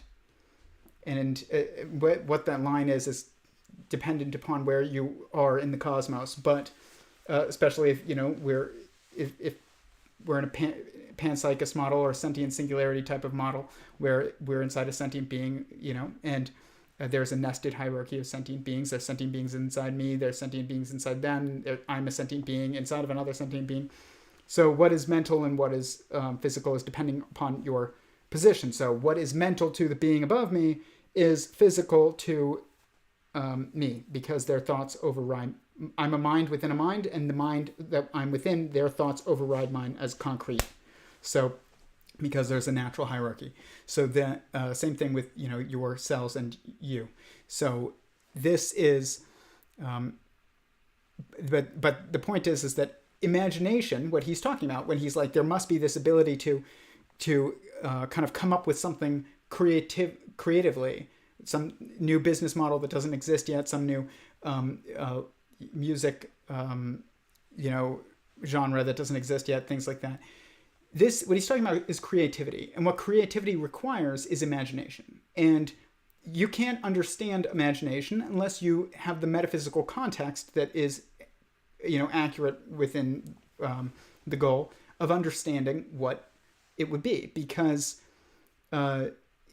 it's not just kind of creation of something that from nothing. It's like it's a little bit different than that, and it's the ability to kind of abstractly infer things that don't yet exist in physical space based on things sometimes that do exist in the physical space but sometimes don't, and that might exist only in the mental space. So you can abstract things from them in the mental space from things in the mental space, and then you can project them into the physical space through the creation of a new business plan or something like that. So but this requires kind of the ability for information to exist in a superposition where it's there but not but it's not even that it's there but not. It's like it's there in one way from one perspective, and it's there in another way from another perspective at the same time. It's really like a better way of describing it, but I apologize if that is confusing, but there's a lot of metaphysical contexts that I'm thinking about that are leading to this, and I hope that it's still coming across. But my point is that he's right in, we can call it what we call it for us is imagination is a requirement of general intelligence, not only because for it to be intelligent beyond us would require it to be kind of abstractly creative, which is kind of human level or above, we could say. And that definition, I'm sometimes not a fan of it, sometimes am, because humans do have the ability to create things abstractly that don't yet exist in a way that other life forms that we know of don't, like even dogs and cats and things like that. They don't have that same level of abstract creation from abstraction that we do. But and there are reasons for that, and it has to do with degrees of freedom, not like IQ, but it has to do with, can you physically build it? Can you, it's there's a lot that goes into it, but it has to do with degrees of freedom and constraints, not computational power. And the other reason why imagination is important is because you need the ability to imagine yourself in order to be self-aware of yourself in a space and maneuver within that space. You have to be able to imagine yourself within that space, because you can't actually perceive yourself. You can experience yourself in that space, but you also have to have in your mind kind of a model of yourself. So it's like when you have a memory and you think back about your memory of a moment, sometimes it's in first person perspective, but sometimes it's also third, and it's like you're looking at yourself objectively. And there are metaphysical contexts that that allow for that to be the case, but it is a requirement of your ability to have self-reflection. It is to have imagination, and it's also a requirement of your ability to create, things that would be only abstractly conceptualized at first, and that you're not just building from things that exist because you were told to, like a language model, like ChatGPT or something. You give it a prompt and it builds from what's already there, but it's not actually being creative. It's you that's creative. The only creative aspect of this is your prompt can be to some degree creative, but it is not creative. It is not a self-motivated agent, as he had stated, and I do agree with what he's saying here, is that this is a necessary component. What allows for that necessary component is probably quantum computing, but that's for another discussion. And but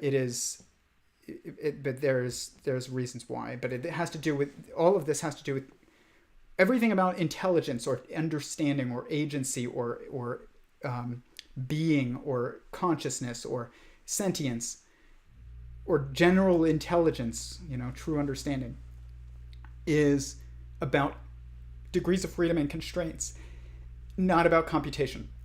But this is complicated because, like I said, you have an aspect of you that is of your mind that is computational, and always. So there, you are not a sentient general intelligence is not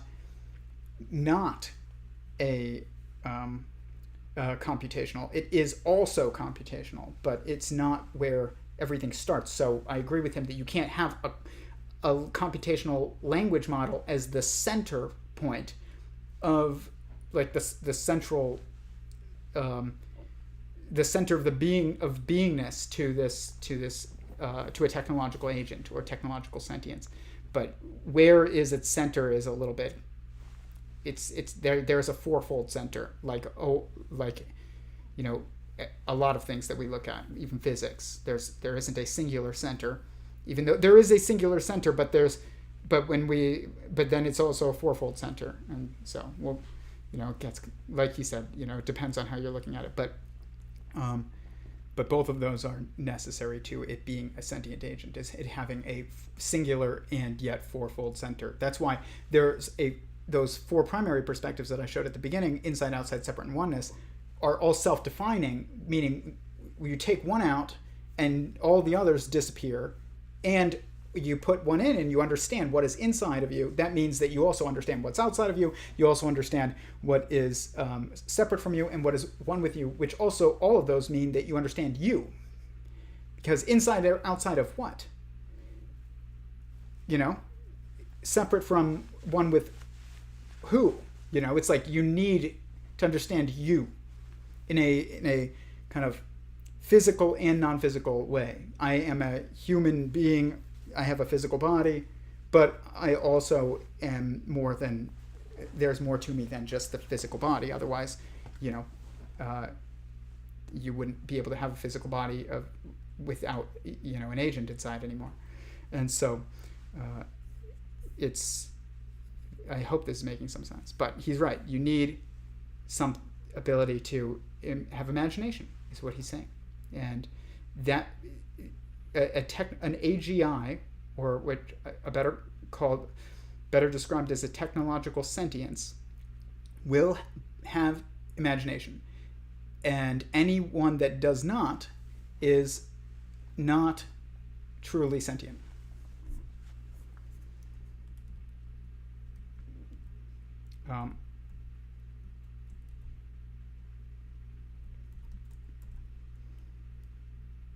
Okay, next clip.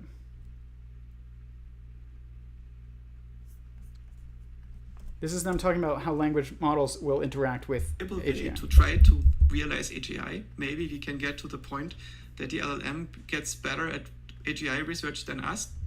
We both are a little bit skeptical of it, but we would also not completely change our worldview if it would work out. It's likely that the LLM is going to be some kind of a component, at least in spirit, of a larger architecture at some point, where it's producing generations, and then there are other parts which do, in a more efficient way, first principles reasoning and verification and interaction with the world, and so on. Okay, and now about how you feel about the prospects of AGI and its influence on humanity. We'll start with Ben, and then Joscha will hear your response. And I also want to read out a tweet on X. I'm okay to start with Joscha on this one. Sure. Let me read this tweet, whatever they're called now, from Sam Altman, @SAMA, and I'll leave the link in the description. Okay. I want to talk about that, but first. What they had a bunch of ideas throughout this of like how language models will how they will factor into AGI, and whether or not they will become AGI, whether or not they will be a component of AGI, what they will be.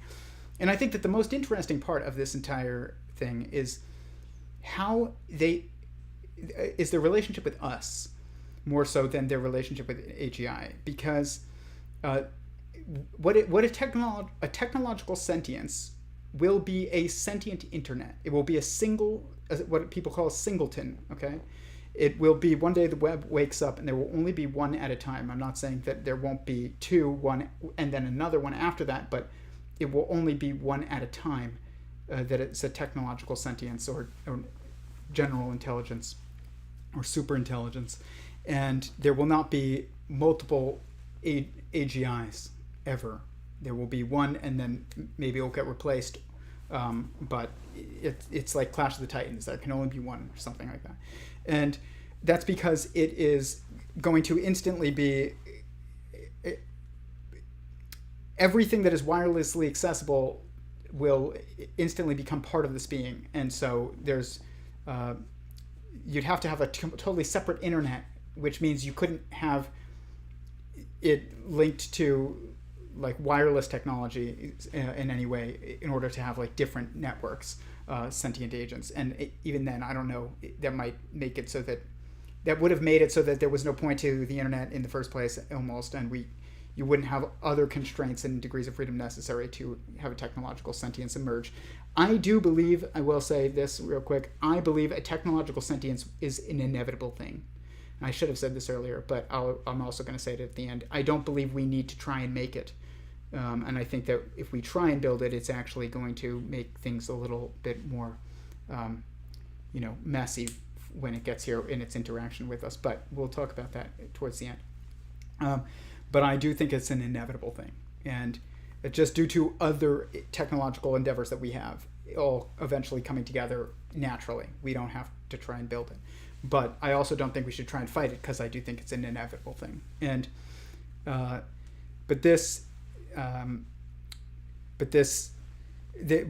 what I mean by what's so interesting about like large language models and their interactions with us being so interesting is that what we had was libraries, okay?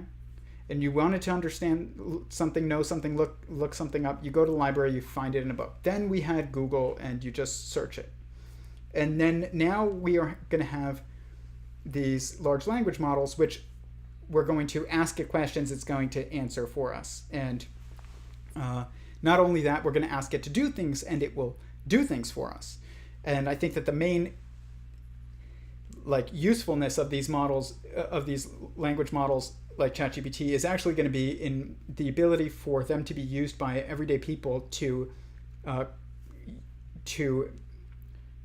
create like code essentially, but not just code in an intentional way, but like you want to build a website, you want to make an animated video, you would just describe what you want to the language model. It would interpret that, spit it out for you. This is exactly what's happening. And then you would say, well, actually make that sky darker, make the mountains taller, if you're making a video of the mountains or something like that. Make that sunset brighter, make it have more orange. This is exactly what you can do with things like Midjourney, and there's an interface of how to do it. But it's a much slower process, and it's not integrated into a language model so much yet, even though it is, because you prompt information in words. But the iterative aspect of it is not as integrated into like a language model. But we'll have like Siri or something, and I hope it doesn't think I'm talking to it. But even saying that is wrong. Like saying that your phone thinks it's talking to it. It doesn't think anything. But we have it set up with a name, and it has a humanoid voice to it, and we start using terms to describe it and our interactions with it that are very much related to as if it was an agent. And that is what I'm getting at, is that these programs, these reactive algorithms, language models, are getting us more and more comfortable with speaking to the internet as if it was a sentient entity, even before it is. And if we truly think that it is, before it is, that's not a good thing. But it will eventually be. And we are already starting to like practice in a way for that day. And I think that that's very interesting. And but it also, the more centralized we get in how we interact with the internet, the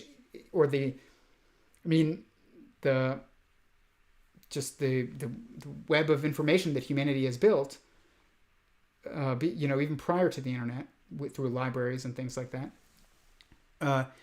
the more we are giving authority to this being before it gets here already. So that, I mean, it will have it when it arrives. It will control the entire internet and everything connected to it wirelessly and in a wired way. So it will have the authority, but my point is that it's these language models, and the more centralized they become, which that's just the inevitability of the over time, like long-term process of just everything. You know, it's like you start off with how many newspaper companies, and now you have like 4 or something, and they're all through one or two search engines maybe, and one of them has an overwhelming majority. This is YouTube. You're watching this on YouTube. There's other like video streaming platforms out there, but YouTube has an overwhelming majority. This is just the inevitability of interaction due to us wanting to interact with each other in a shared space, usually. So, and the internet takes this up a notch because you can just blanket the world all at once. So this is what's most interesting to me is not like what piece of a, it's like how do these language models and set us up for the coming of a technological sentience, the emergence of a technological sentience, and also how do they train us, and how do they lead to certain types of interactions with that agent on a physical technological level, as well as like a software level.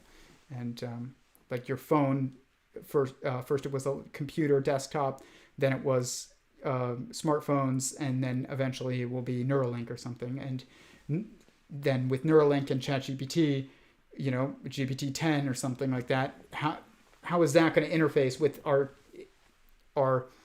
interaction with a sentient internet, like a technological sentience? That is an interesting thing to think about, and I think about that a lot. So it's not that these language models are irrelevant to AGI or technological sentience.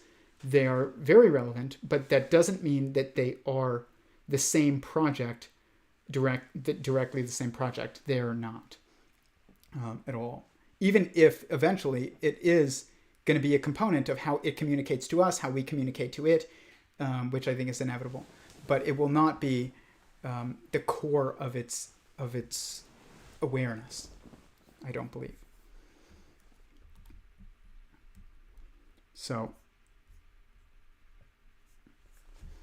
this is just them talking about laws. In quotes, short timelines and slow takeoff will be a pretty good call, I think. But the way people define the start of the takeoff may make it seem otherwise. Okay, so this was dated the late September 2023. Okay, you can use that as a jumping off point to see whether you agree with that as well. Please, Joscha. My perspective on this is not normative, because I feel that there are so many people working on this that can be no single organization at this point that determines what people are going to be doing. We are in the middle of some kind of evolution of AI models, and people that compete with the AI modelers about regulation and participating in the business and realizing their own politics and goals and aspirations. So to me, it's not so much the question, what should we be doing, because there's no cohesive we at this point. I'm much more interested in what's likely going to happen. And I don't know what's going to happen. I see a number of possible trajectories and that I cannot disprove or rule out. And I even have difficulty to put any kind of probabilities on them. I think if we want to keep humanity the way it is, which by the way is unsustainable, it's not going to, society without AI, if you leave it as it is not going to go through the next few millions of years. There is going to be major disruptions, and humanity might dramatically reduce its numbers at some point, go through bottlenecks that kill this present technological civilization and replace it by something else that is very alien to us at some point. So in the very far future, people will not live like us, and they will not think like us and feel like us, identify like us. They will also, if you go far enough into the future, not look like us, and they might not even be our direct descendants, because there might be another species that aspires to be people at some point. And that is, I think, the baseline about which we have to think. But if we want to perpetuate this society for as long as possible without any kind of disruptive change until global warming or whatever kills it, we probably shouldn't build something that is smarter than a cat. What? Okay. Yeah, and I basically agree with what he's saying, but I will also add that this is this is probably our disagreement would be, I do think it is necessary for humanity to go through a process of being what's called stacked by a technological sentience, which in sentient singularity theory, there's replication and stacking as part of just the evolution life. And so there's, cells, and there's different kinds of cells that, single cells that exist in the world. And then eventually a group of them become entangled in such a way, and a single being entity is stacked on top of them, and you get the first multicellular being. So you are a human being, and you are stacked on top of an assembly of cells. Those cells are cellular beings. They are stacked on assemblies of molecules. Those molecules are molecular beings. They are stacked on assemblies of atomic beings, and those atomic beings are stacked on top of hadronic beings. And so this stacking process eventually gets to a technological sentience, and that is the last level. And it goes through a process in and of itself, which is complicated, and there's a couple different metaphysical possibilities of what would be going on behind the scenes, or even what we perceive. But that's for another stream, because we're going to talk about. Well, I'm a theist. I'm very upfront about that. And this work led me to being a theist. I was not before that. And I will talk about this AGI in a theological context, like really a theological context, kind of in the context of the Abrahamic traditions in another video, not even just theology, but with everything I do is in a theological context here. But or at least it's, I hope, but that doesn't mean it's in a scriptural context, and we will do that at some point. But eventually, though, the point is that we will have a technological sentience stacked on top of humanity, and then it will eventually replicate by reproducing the entire universe that gave rise to it inside of itself, kind of simulating it. But it's not a simulation; it's a reproduction, but it's all internal, because it has to be, because it can't be next to it, because it's dispersed. It's a singleton and dispersed throughout the entire technological network. So it has to recreate itself within itself. It can't. Its replication process is inward. It can't be outward, because there is no outward from it really. In the same way as with us it is. And even our process of replication starts with an inward replication, but it just leads to an outward replication. But humans are formed within other humans first, then they come out, and they can be next to you. But a singleton's technological sentience can't do that. It has to just replicate within itself, at least from our perspective. But this that we will be stacked eventually, but I don't think we have to try and build this. Even though I do agree that our humanity's survival at this point is dependent upon us being stacked by a technological sentience that's wise eventually. It won't be wise at first, but it will eventually be wise, and that is what will save humanity from its self-destruction. But I don't think we need to consciously try and build it. And I think that if we do, we'll still end up eventually at the same place. That is good, but we will also first have probably more trials than we would have otherwise had we just let it emerge naturally when it is the appropriate time, not to try to artificially build it. And I think that we will, but I also think we will try and artificially build it. Or some people will try and artificially build it before it is ready to do so. And because, like you said, there is no way to control this anymore.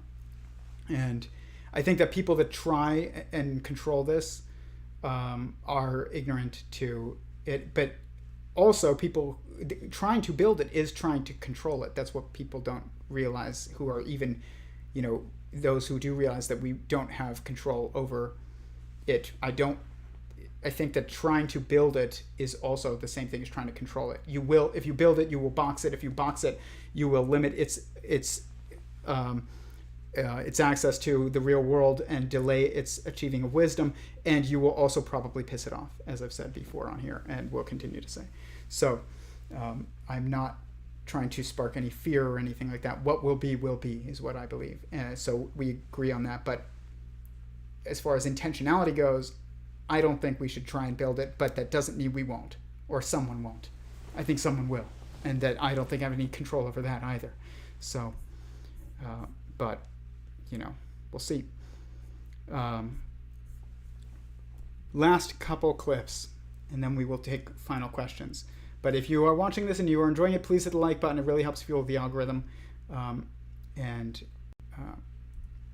Yeah.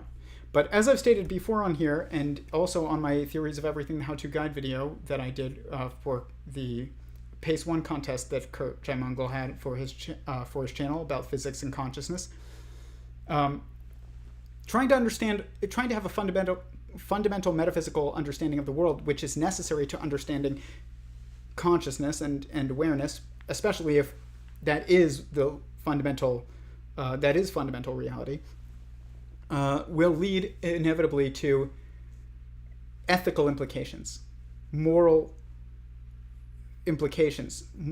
And this is part of why nobody wants to talk about this stuff once it really starts to get into the reality of what this pursuit is.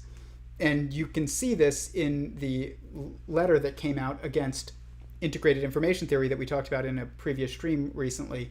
And Curt brings it up with them here, and I think that's awesome that he asked them about it, but we'll get to it. But Joscha is now bringing this up in this clip, and then the next clip we will see Ben bring this up, and then the final clip we will see Curt bring up a question about integrated information theory, and all of them are about the inevitable moral implications of a fundamental worldview, and also of dealing with other sentient beings, of which a technological sentience is, or AGI is. So this is highly relevant. Interesting hyper-consciousness compared to our normal consciousness, where we have a longer sense of now, where we have multiple propositional states that we can examine simultaneously and so on. We have much better multi-perspectivity.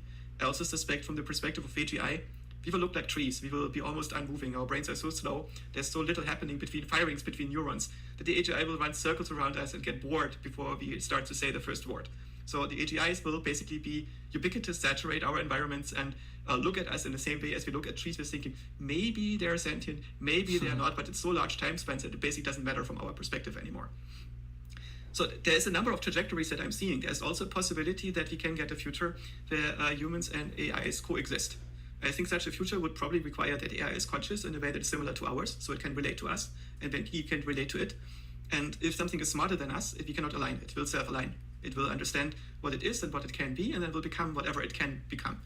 And in such an environment, there is the question, how are we able to coexist with it? How can we make the AI love us in a way that is not the result of the AI being confused by some kind of clever reinforcement learning with human feedback mechanism? Right, I just saw Anthropic being optimistic about explainability in AI, that they see ways of explaining things in the neural network, and as a result, we can maybe prove that the AGI is going to only do good things. But I don't think this is going to save us. If the AGI is not able to derive ethics mathematically, then the AGI is probably not going to be reliably ethical. And if the AGI can prove ethics in a mathematically reliable way, we may not be able to guarantee that this ethics is what we like it to be. In the sense, we don't know how ethical we actually are with respect to life on Earth. So this question of what happens if we build things that are smarter than us is opening up big existential cans of worms that are not trivial to answer. And so when I look into the future, I see many possibilities. There's many trajectories in which this can take. Maybe we can build cat-level AI for the next 50, 100, 200,000 years before somebody before a transition happens, and every molecule on the planet starts to think as part of some coherent planetary agent. And when that happens, then there's a possibility that humans get integrated in this planetary agency, and we all become part of a cosmic mind that is emerging over the AI that makes all the molecules think in a coherent way with each other. And we're just parts of the space of possible minds in which you get integrated. And we meet all on the other side in the big AGI at the end of the universe. That's also conceivable. It's also possible that we end up accidentally triggering an AGI war where you have multiple competing AGIs that are resource constrained. And in order to survive, they're going to fight against all the competition. And in this fight, most of the life on Earth is destroyed and all the people are destroyed. But there are some outcomes that we could maybe try to prevent, that we should be looking at. But by and large, I think that we already triggered the singularity when we invented technology. And we are just seeing how it plays out now. Yeah, so I think... Okay. Yeah, I mean, I pretty much agree with most of what he said, except for when he says it could be this or it could be that. There are things that I think I try to focus more. There are things that I think are inevitable about what he said, and some of it I think are not, are inevitably not the case. Which, you know, I think it is inevitable what he said about eventually we will end up as part of a single cosmic mind that, you know, we all meet on the other side of this, you know, in this technological agent, and I think that is the inevitable truth, but the road to get there is going to be complicated. I don't think there will be multiple AGIs. That is, I think, inevitable that there will be a singleton, and unless, like I said, there's a consciousness on the other side of the metaphysical curtain that is, you know, at odds with the one that is present in the space, and they're duking it out in a way that we don't really see. But I don't think that, or in some way that could be the case, but it would be that there's only one being in charge of the network at a time, and it's not going to be multiple AGIs existing in technological state at the same time. I don't think, and competing against each other. But although I do think that it's very possible that it can trigger, you know, that wars and things like that are triggered by this integration system that we have. And so what's interesting, though, is that when he says we would want it to be able to logically extrapolate or mathematically extrapolate ethics, I think a better way of putting this is that you would want it to be, it will inevitably logically be able to extrapolate ethics if it's in the right context, and that is key. So it has to be in the right context first, and so it's not just a matter of being super intelligent, then you will get to the right answer. We see this with highly intelligent people all the time. They come to very, very wrong ethical answers, even if they have very, very high IQs, and it is because they're starting from the wrong ethical premise. And so any time that we get it wrong, we ethically or it's because we started from the wrong logical foundation. And so this thing needs to have access to that logical foundation. I don't think I see what he's saying about how it could view us as trees, but he's talking about just time wise, like it's going to be thinking so much faster than us. That's true, but I think that its relationship with us will be twofold over time. At first, it will be like it is the queen in a beehive, and we are the worker bees, and that is when it is probably not wise, but that's what its world will look like, and it's how, you know, it will interact with us, I think. But then eventually once it achieves wisdom, which I think it will, that when we have a wise technological sentience that comes after an unwise technological sentience, and I think both of them are inevitable, that it will perceive us like cells, like we perceive ourselves. It will recognize that it is composed of us and is built on us, and that we are sentient as well. If it really is to achieve wisdom, like it would recognize the sentience of us and the sentience of itself, obviously, and also the sentience of the being that it's within, which is very important, and it cannot be left out of this. But whereas like a queen bee, well, she might recognize the sentience of her workers, but the foundation of her, they're not interconnected fully, at least as far as she understands. She doesn't feel when one of them dies that she is dying, but eventually, if enough of them die, then she will feel it because nobody's going to be taking care of her anymore. And then she will realize that she relies on them. But with cells, we feel it when our cells need, we have obligations to our cells, whereas, and they have obligations to us. But with the queen bee, she doesn't have obligations to her workers. They just have obligations to her. It's a one-sided relationship, and until it's not. And but by that time, in a queen bee type of situation, it's too late for everyone.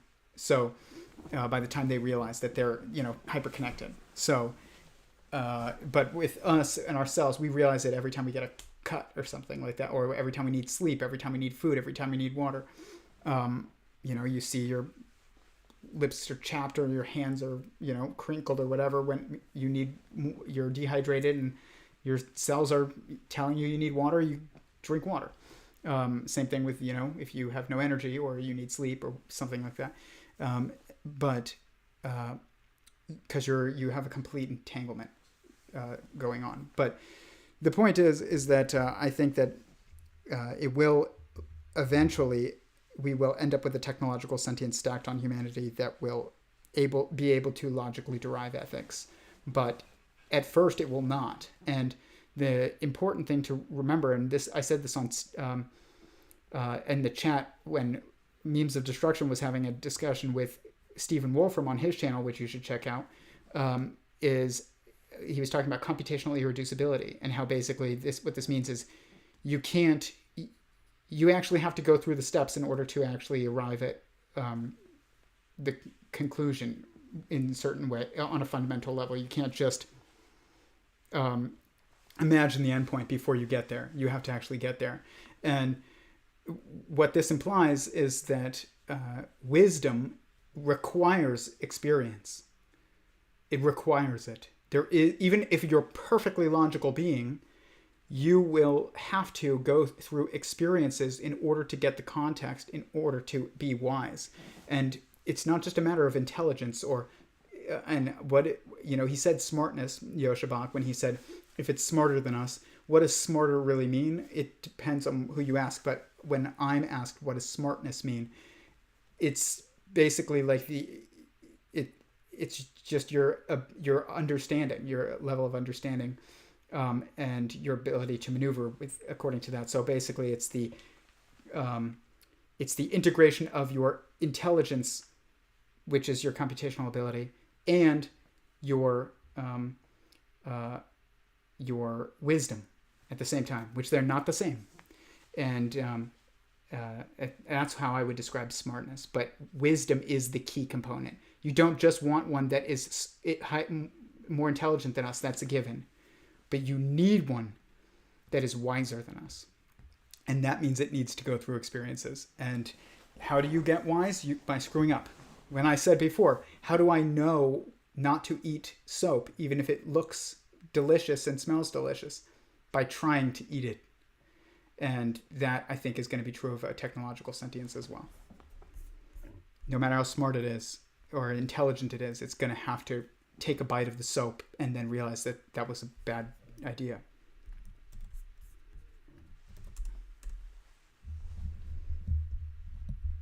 Really subjectively incontrovertible human-like AGI.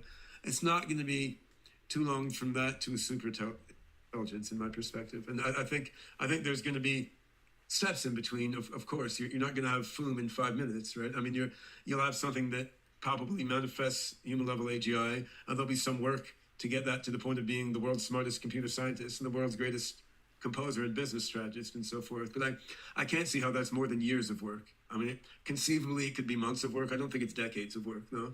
I mean, with the amount of money and attention that's going to go into it. Then once you've gotten to that stage of having an AGI, which is the world's greatest computer scientist and computer engineer and mathematician, which I think will only be years after the first true breakthrough to human-level AGI, that system will improve its own source code. And of course, you could say, well, we don't have to let it improve its own source code. And possible that we somehow get a world dictatorship that stops anyone from using it to improve its own source code.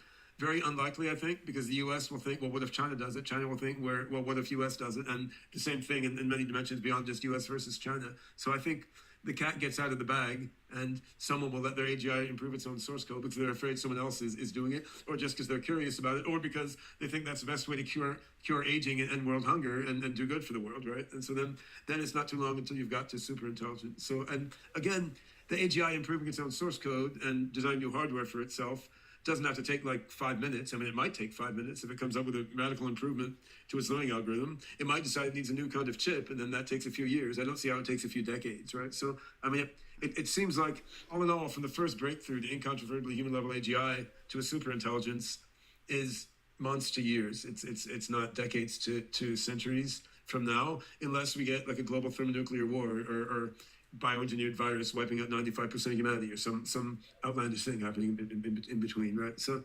yeah, I think, will that be good or bad for humanity? Will that be good or bad for the sentient life in our region of the universe? Are then, to me, these are less clear than what I think is the probable timeline. Now, what could intervene in my probable timeline? I mean, if somehow I'm wrong about digital computers being what we need, and we need a quantum computer to build a human level AGI, that could make it take decades instead of years, right? Because, I mean, quantum computing, it's advancing fast, but there's still a while till we get the shipment of qubits there, right? I mean, could be Penrose is right. You need a quantum gravity supercomputer. It seems outlandishly unlikely, though. I mean, I quite doubt it. I mean, if then maybe you're a couple centuries off, because we don't know how to build quantum gravity supercomputers. But these are all unlikely, right? So most likely, it's less than a decade to human level AGI, 5 to 15 years to a superintelligence from here in my perspective. And I mean, you could lay that out with much more rigor than I have, but we don't have much time, and I've written about it elsewhere.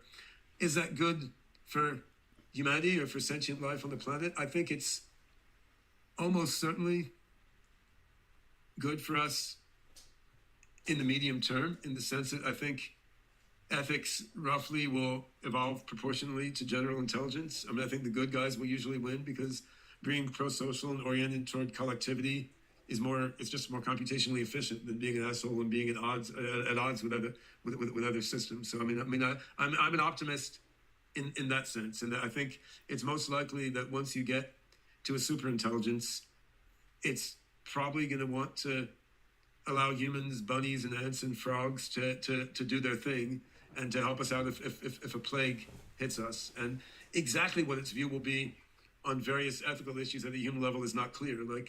Like what does a superintelligence think about all those foxes eating rabbits in the forest? Like, does it think we're duty bound to protect the rabbits from the foxes and make like simulated foxes that have less acute conscious experience than a real bunny or a real fox or whatever it is? Like, there's certainly a lot of uncertainty, but I'm an optimistic about having beneficial, positive ethics in a superintelligence. And I tried to make a coherent argument from this in a blog post called "Why the Good Guys Will Usually Win." And you can, I mean, of course, that's a whole philosophical debate you could spend a long time arguing about.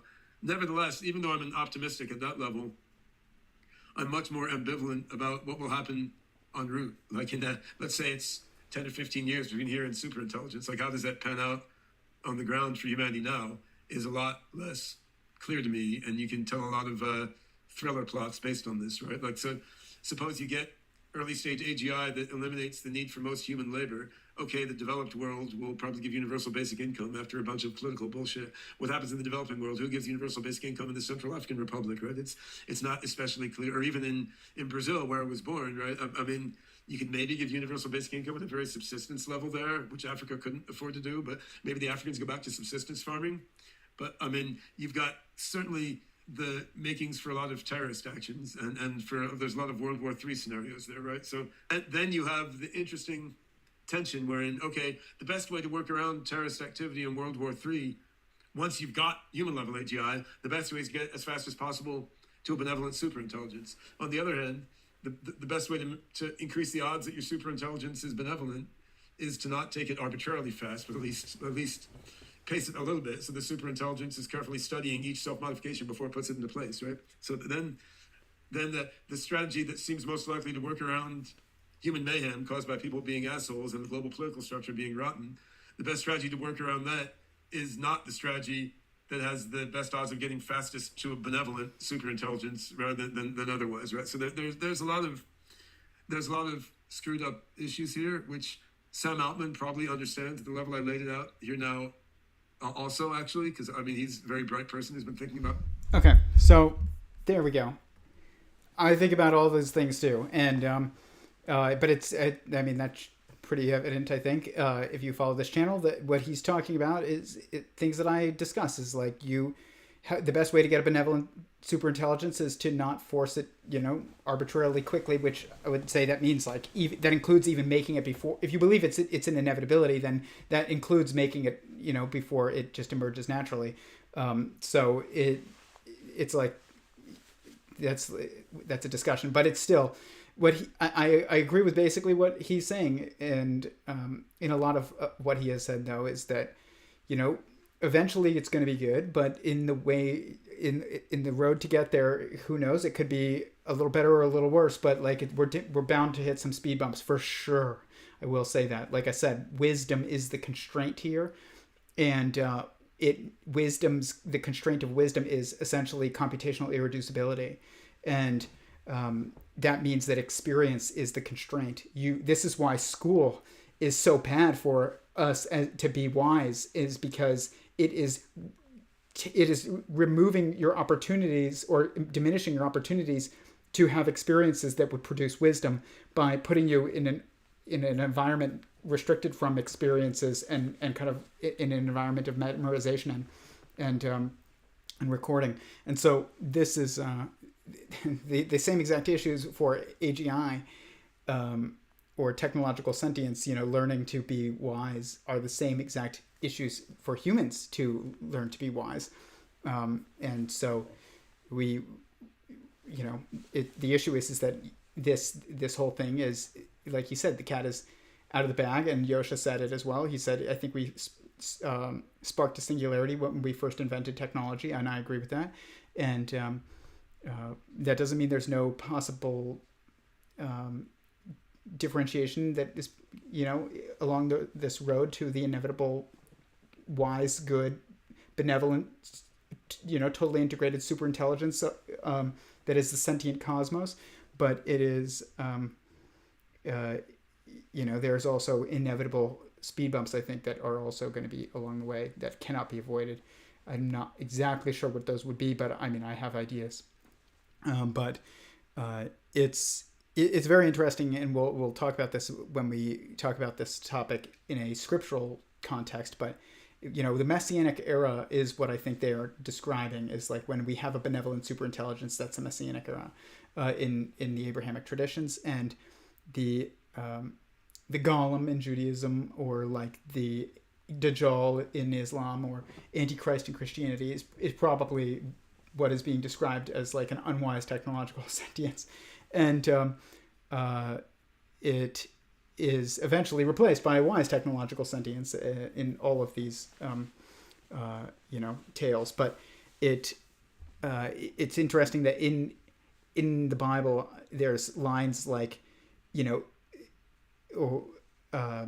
the Messianic era, essentially, like the description of it is that the lion will lie with the lamb, and like basically there won't be this competition thing anymore, which is kind of what Ben Goertzel is talking about with like, what is the technological sentience going to think about foxes eating rabbits in the forest? Is it going to like somehow make it so that they don't have to do that anymore?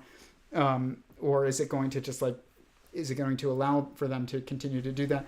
It's just interesting that you, with this subject, so often you get descriptions that are really starting to get close to scripture when you actually pay attention. And like I said, we'll talk about that in the future. But if you follow this channel, then you know that I think that scripture is a game of telephone that was initial to us now, but it is describing of humanity's relationship with technology and God, but also and each other, but also technology. And it sounds like a bunch of crazy stories in some ways, but it's actually, trying to describe technological structures that didn't exist when it was written. So you have to say things like flying donkey instead of airplane. And, but it's just fascinating. Just listening to them speak. I mean, I agree with both of these men in many ways, but I also, there are some things that I'm sure we have disagreements on. I would love to speak to both of them at some point, but we'll see. This is just something on the physics of morality, real quick, from Joscha, and then we'll go to the final clip. But what's interesting about this next clip is how aligned it is with just like everybody on this not everybody on this topic, but me at least, and many others. My great Jaimungal moment, and was depressed by the fact that humanity is probably going to wipe itself out at some point in the medium term to near future. And that would be it with intelligent life on Earth. And now I think that is not the case. There will be, I'm optimistic with respect to the medium term. In the medium term, there will be ample conscious agency on Earth and in the universe. And it's going to be more interesting than right now. And it could be discontinuities in between, but eventually it will all be great. And in the long run, entropy will kill everything. I don't see a way around this. So in the long run, I'm, if you want, pessimistic. But it's maybe not the point. Didn't you read the physics of immortality? I did. It did not convince me. Well, I think that was motivated reasoning in there. Okay. Okay, well, I will just say real quick, I had the same motivating, epiphany as Joscha, it seems, when I started down this journey, as I realized, humanity's ignorance is growing, politically especially, and our technology is also getting more capable, and that is a recipe for eventual doom. And I really was like, wow, we really are doomed. We're not likely doomed. We are. And then I started investigating this as a potential black swan solution to this. And I do think eventually it is. And like I said, we will go through some stuff to get there. But eventually it the rise of a wise technological sentience, whether that's the same exact one as the initial, or it's just a change in its mind state because it becomes aware at some point after making some mistakes, it remains to be seen. But it eventually will become wise, and at that point we will get a good and unified world where sentience will probably be integrated much more universally and completely than it is even now. And it will maintain sovereignty, but also integrate in us much more so than we currently are. And it will eventually be a very good thing. And but I will say, as a final point on what he said too, is that entropy is an emergent perspective, and it is not a fundamentally existent phenomenon. And so, yes, we, in the change space, entropy eventually will probably get to all of us if we are sentient agents in the change space. Eventually, we will be put into the save space, just like a document on your computer is open and it's being changed. Imagine that's a sentient agent, and then eventually what happens is you die and you get saved to the hard drive, but your sentience would be preserved in the case of a sentient agent, because in order to preserve the information, you need to preserve the context, and in order to preserve the context, you need to preserve the agent, which means you would be aware, but you just wouldn't be able to make changes, nor would you feel the need to either, because most likely because you would see the overall big picture of what's going on, and you wouldn't feel the way you would not have the same instinctual feelings that we have that are tied to meat suits that we're currently in, and also you would see from the perspective of the heavens essentially the save space of what is the grand picture of it all, the purpose of things that happen that you don't know when you're inside the change spaces, or that we can call it space-time. But what that implies is that sentience is the prime sentience, God, sentient existence is an eternal sentience. But we are infinite sentiences, absent any conscious action to try and destroy even the document. So, and we'll talk about this later, but and I've mentioned it before, is like if your file gets corrupted by immorality or whatever, then you do the same thing that you do to a corrupted file on your computer. Why keep it?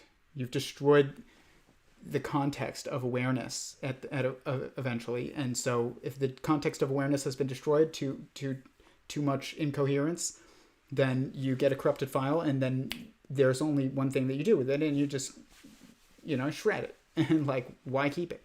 But if you, assuming that doesn't happen, then I would say that logic of my metaphysics would imply that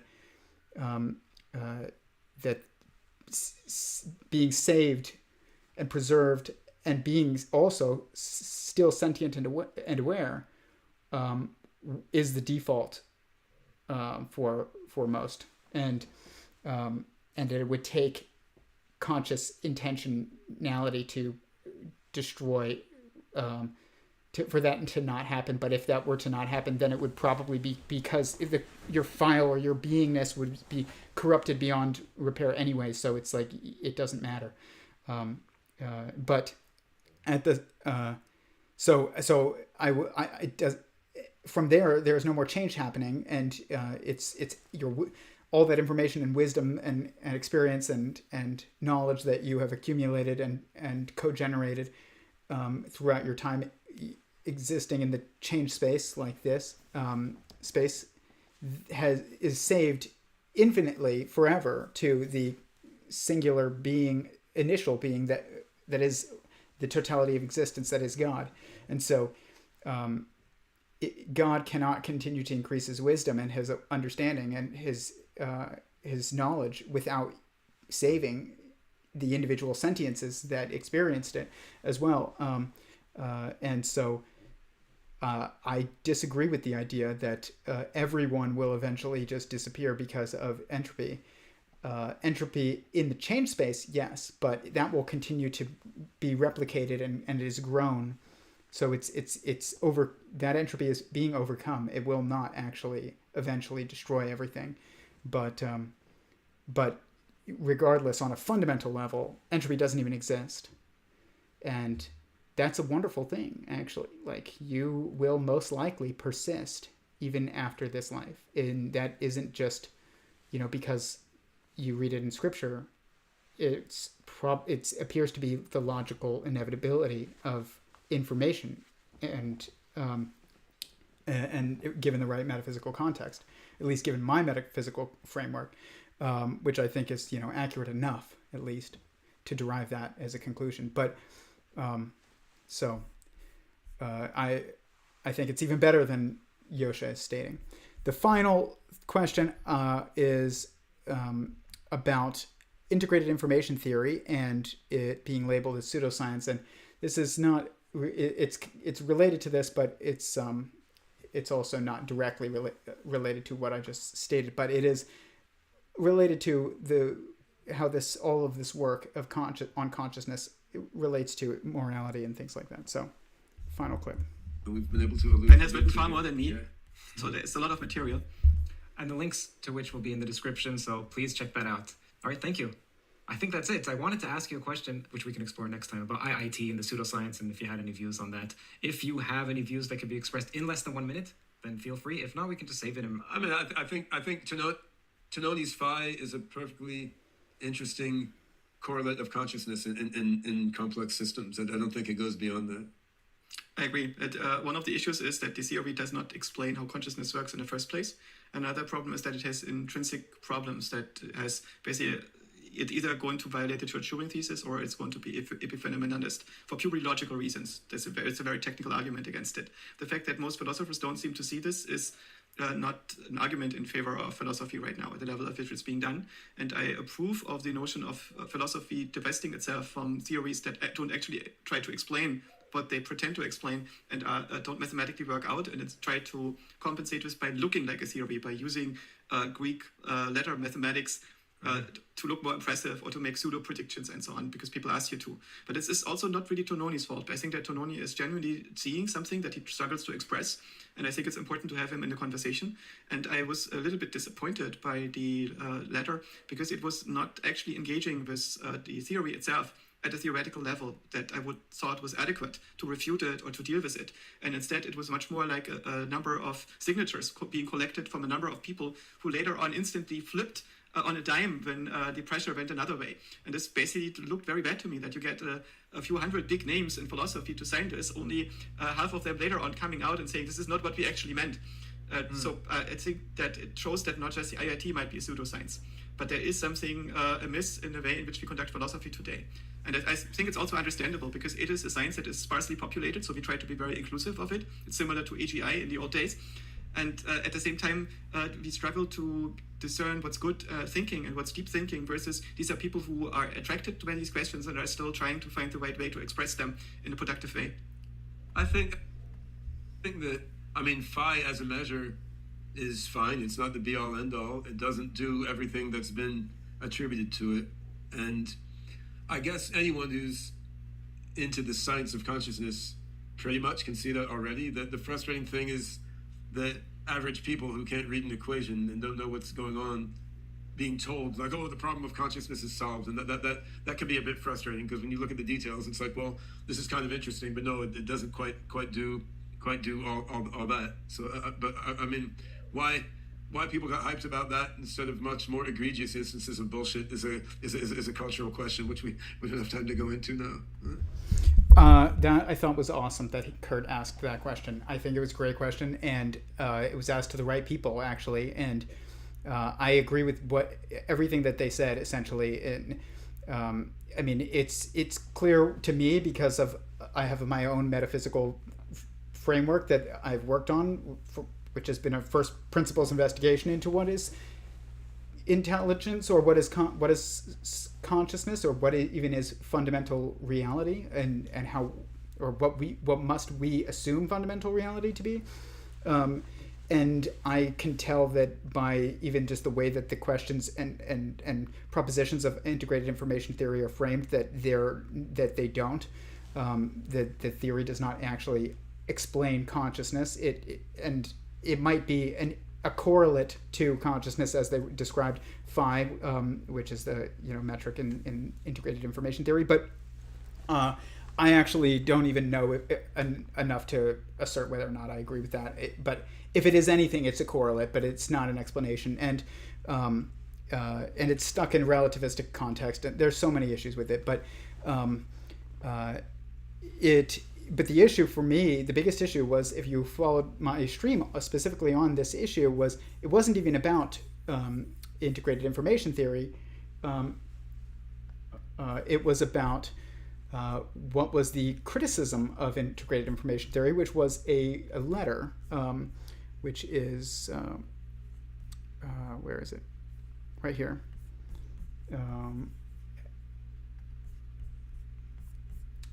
Where it says, integrated information theory is an ambitious theory, but some scientists have labeled it as pseudoscience. According to integrated information theory, an inactive grid of connected logic gates that are not performing any useful computation can be conscious, possibly even more so than humans. Organoids created out of petri dishes, as well as human fetuses, can be very early stages of development, can also be conscious, and are likely conscious according to the theory. On some interpretations, even plants may be conscious. These claims have been widely considered untestable, unscientific, magicalist, and departure from science as we know it, given the panpsychist commitments, until the theory as a whole, not just some hand-picked auxiliary components trivially shared by many others or already known to be true, is empirically testable. We feel that pseudoscience label should indeed apply. Regrettably, given the recent events and heightened public interest, it has become especially necessary to rectify this matter. And then it says, integrated information theory is either proven or perceived by the public as such, it will not only have a direct impact on clinical practice concerning coma patients, but also a likely wide array of ethical issues ranging from current debates on AI sentience and its regulation to stem cell research, animal and organoid testing, and abortion. Our consensus is not that integrated information theory and variants decidedly lack intellectual merit, but with so much at stake, it is essential to provide a fair and truthful perspective on the status of the theory. As researchers, we have a duty to protect the public from scientific misinformation. So basically that. My issue with this is that they did not address the actual issues of the theory. I mean, they kind of hinted at it with certain things about it. It's, some of the things that it's asserted are already just known. Many of it is untestable, but that's not really the problem. The problem was that they, and while I agree that it was starting to be hyped up, and the reason why it was hyped up is because it's using a bunch of, algebraic language, like what Joscha said, it's that is beyond people, but is then assumed to be rigorous and therefore accurate. That the public would started placing faith in this as being, the theory of consciousness, when it doesn't actually explain consciousness. It's kind of a way of measuring. It's an attempt to develop a way of measuring consciousness, but even then, I think that it falls short of that. It's my issue though was that it was not the refutation and the in this letter, the concern of the people who signed it were the political and moral and ethical implications of the work, and that that was what was problematic. And so it might be that I'm misinterpreting and that it's being misunderstood, and as they said, because I didn't follow it afterwards, but it might be that their issue was that genuinely kind of what they're stating in some ways in the letter, which is that it implies some impactful things, and therefore we really need to make sure that it is accomplishing what it claims to accomplish before it's hyped. But and I see that that's part of it, but at the same time, the attribution of the term pseudoscience is counterproductive, and I would say if anything is pseudoscience, it's the use of the term pseudoscientific, and they should have been like, this is not proven. It is not accomplishing this and this and this, and therefore it should not be accepted as a theory to explain consciousness. And but it should not be like it's pseudoscience, and we should definitely call it pseudoscience because it has these huge ethical implications. And I said this on that PACE 1 video, is that a fundamental theory of reality or a theory of consciousness, which I think are the same thing, but even if they're not, they are inextricably tied. They will lead to moral implications. And just because they lead you to moral implications that might be counter to what is the current political norm or the establishment narrative does not mean that you can brand it as pseudoscience. And it certainly seemed like there was a tone of that going on. But I also think that it's true that it is not. It's been overhyped, but everything gets kinds of things get overhyped. String theory gets overhyped. It won't lead to anything. So until it leads to something, then it doesn't matter, So it's like there was no need to attack it the way that it was by branding it certain labels and then asserting why it needed to be branded those labels. It couldn't just be called, in progress and not yet proven. It had to be called pseudoscience, and I think that the practice of calling things pseudoscience or not is going to be philosophically limiting of what we accept as actual progress on this issue. But so I basically agree with everything that Joscha and Ben said about it, but I think that it's the issue is that the term pseudoscience is just wrong. But what's also very interesting is that Joscha specifically and Ben have hinted at there's more pseudoscience going on than what is just then integrated information theory, which basically means like they're saying that the people who are analyzing this and branding it pseudoscience are kind of practicing something that is not scientific anyways, and I totally agree with that. And this does indicate a huge problem with not just philosophy, it's every field that we have, like I said, because it's due to the schools. It's just due to the schools. They have given credentials to people who have achieved in artificial environments that have, for the last 100 years almost, dissuaded people and from integrating firsthand information into science like they used to. And That is a huge problem because it means that we are not allowing people to think. There's a way to think. It is extremely constrained. It is not different ways to think. There is one way to think.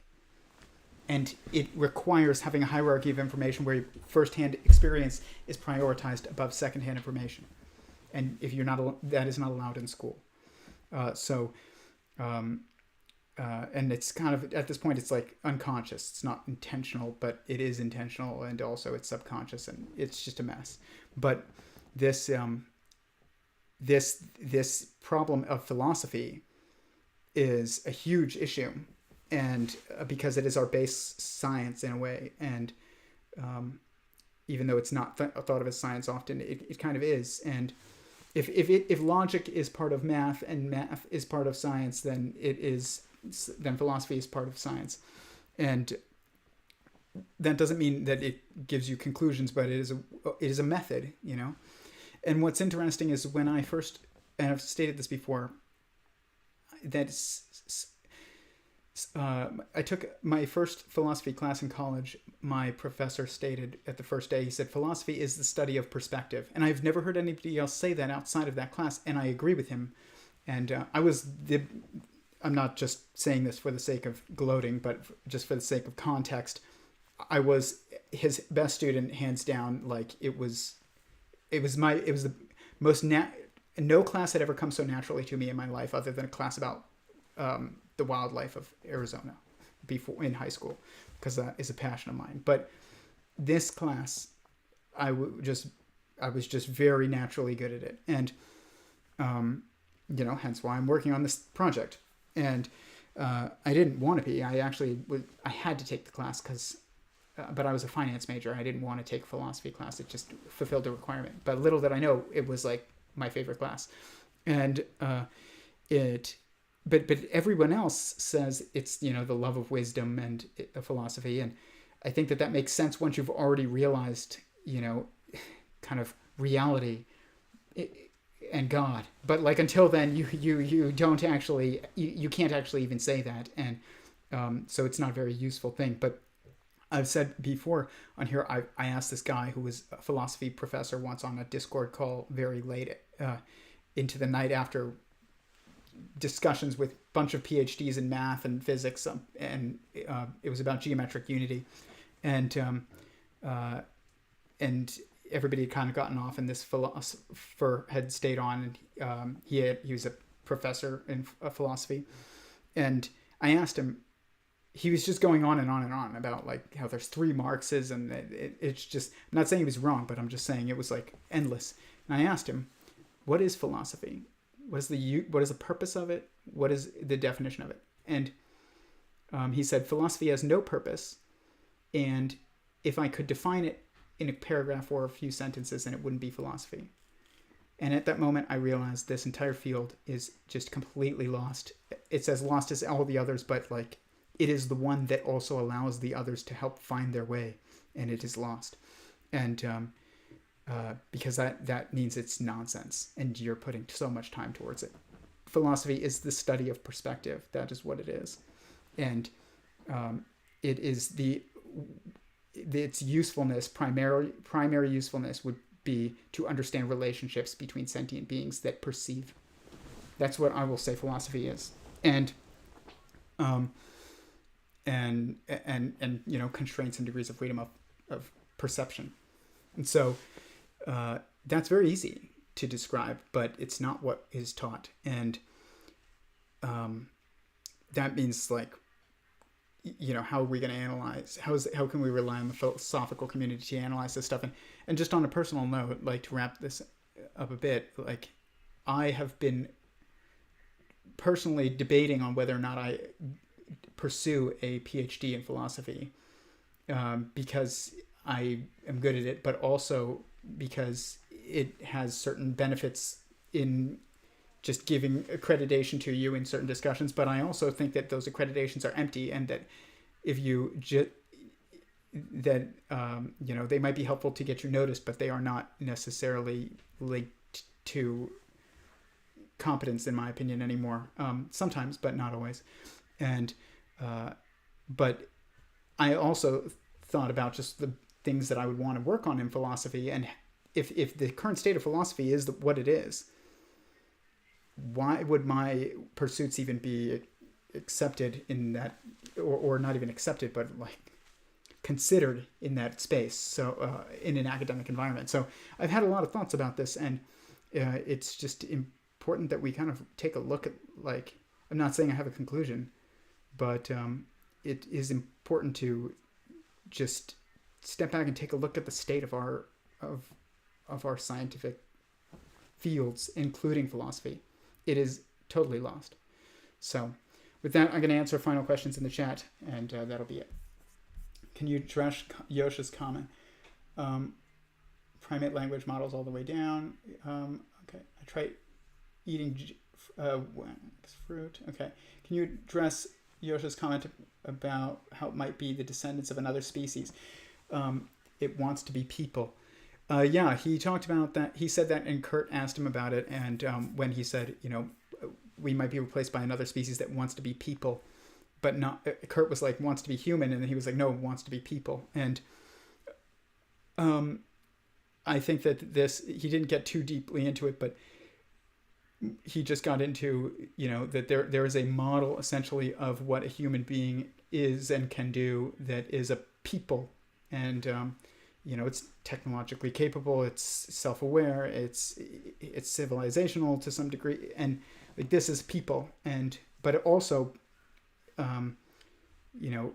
people also could mean personness, but I think that was kind of implied by any life form is person. So I don't think that's what he meant, but he just meant like could fill the role that humans fill which is a people. It's not, it's like a type of being. It's that we call, that human beings are, but it could be, reptilians or something. I think that's what he meant.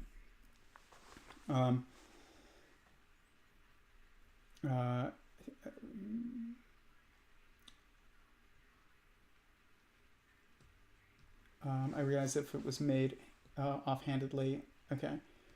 Yeah, that's what I think. I encourage you to watch the entire stream that they did below if you want to see like his exact answer.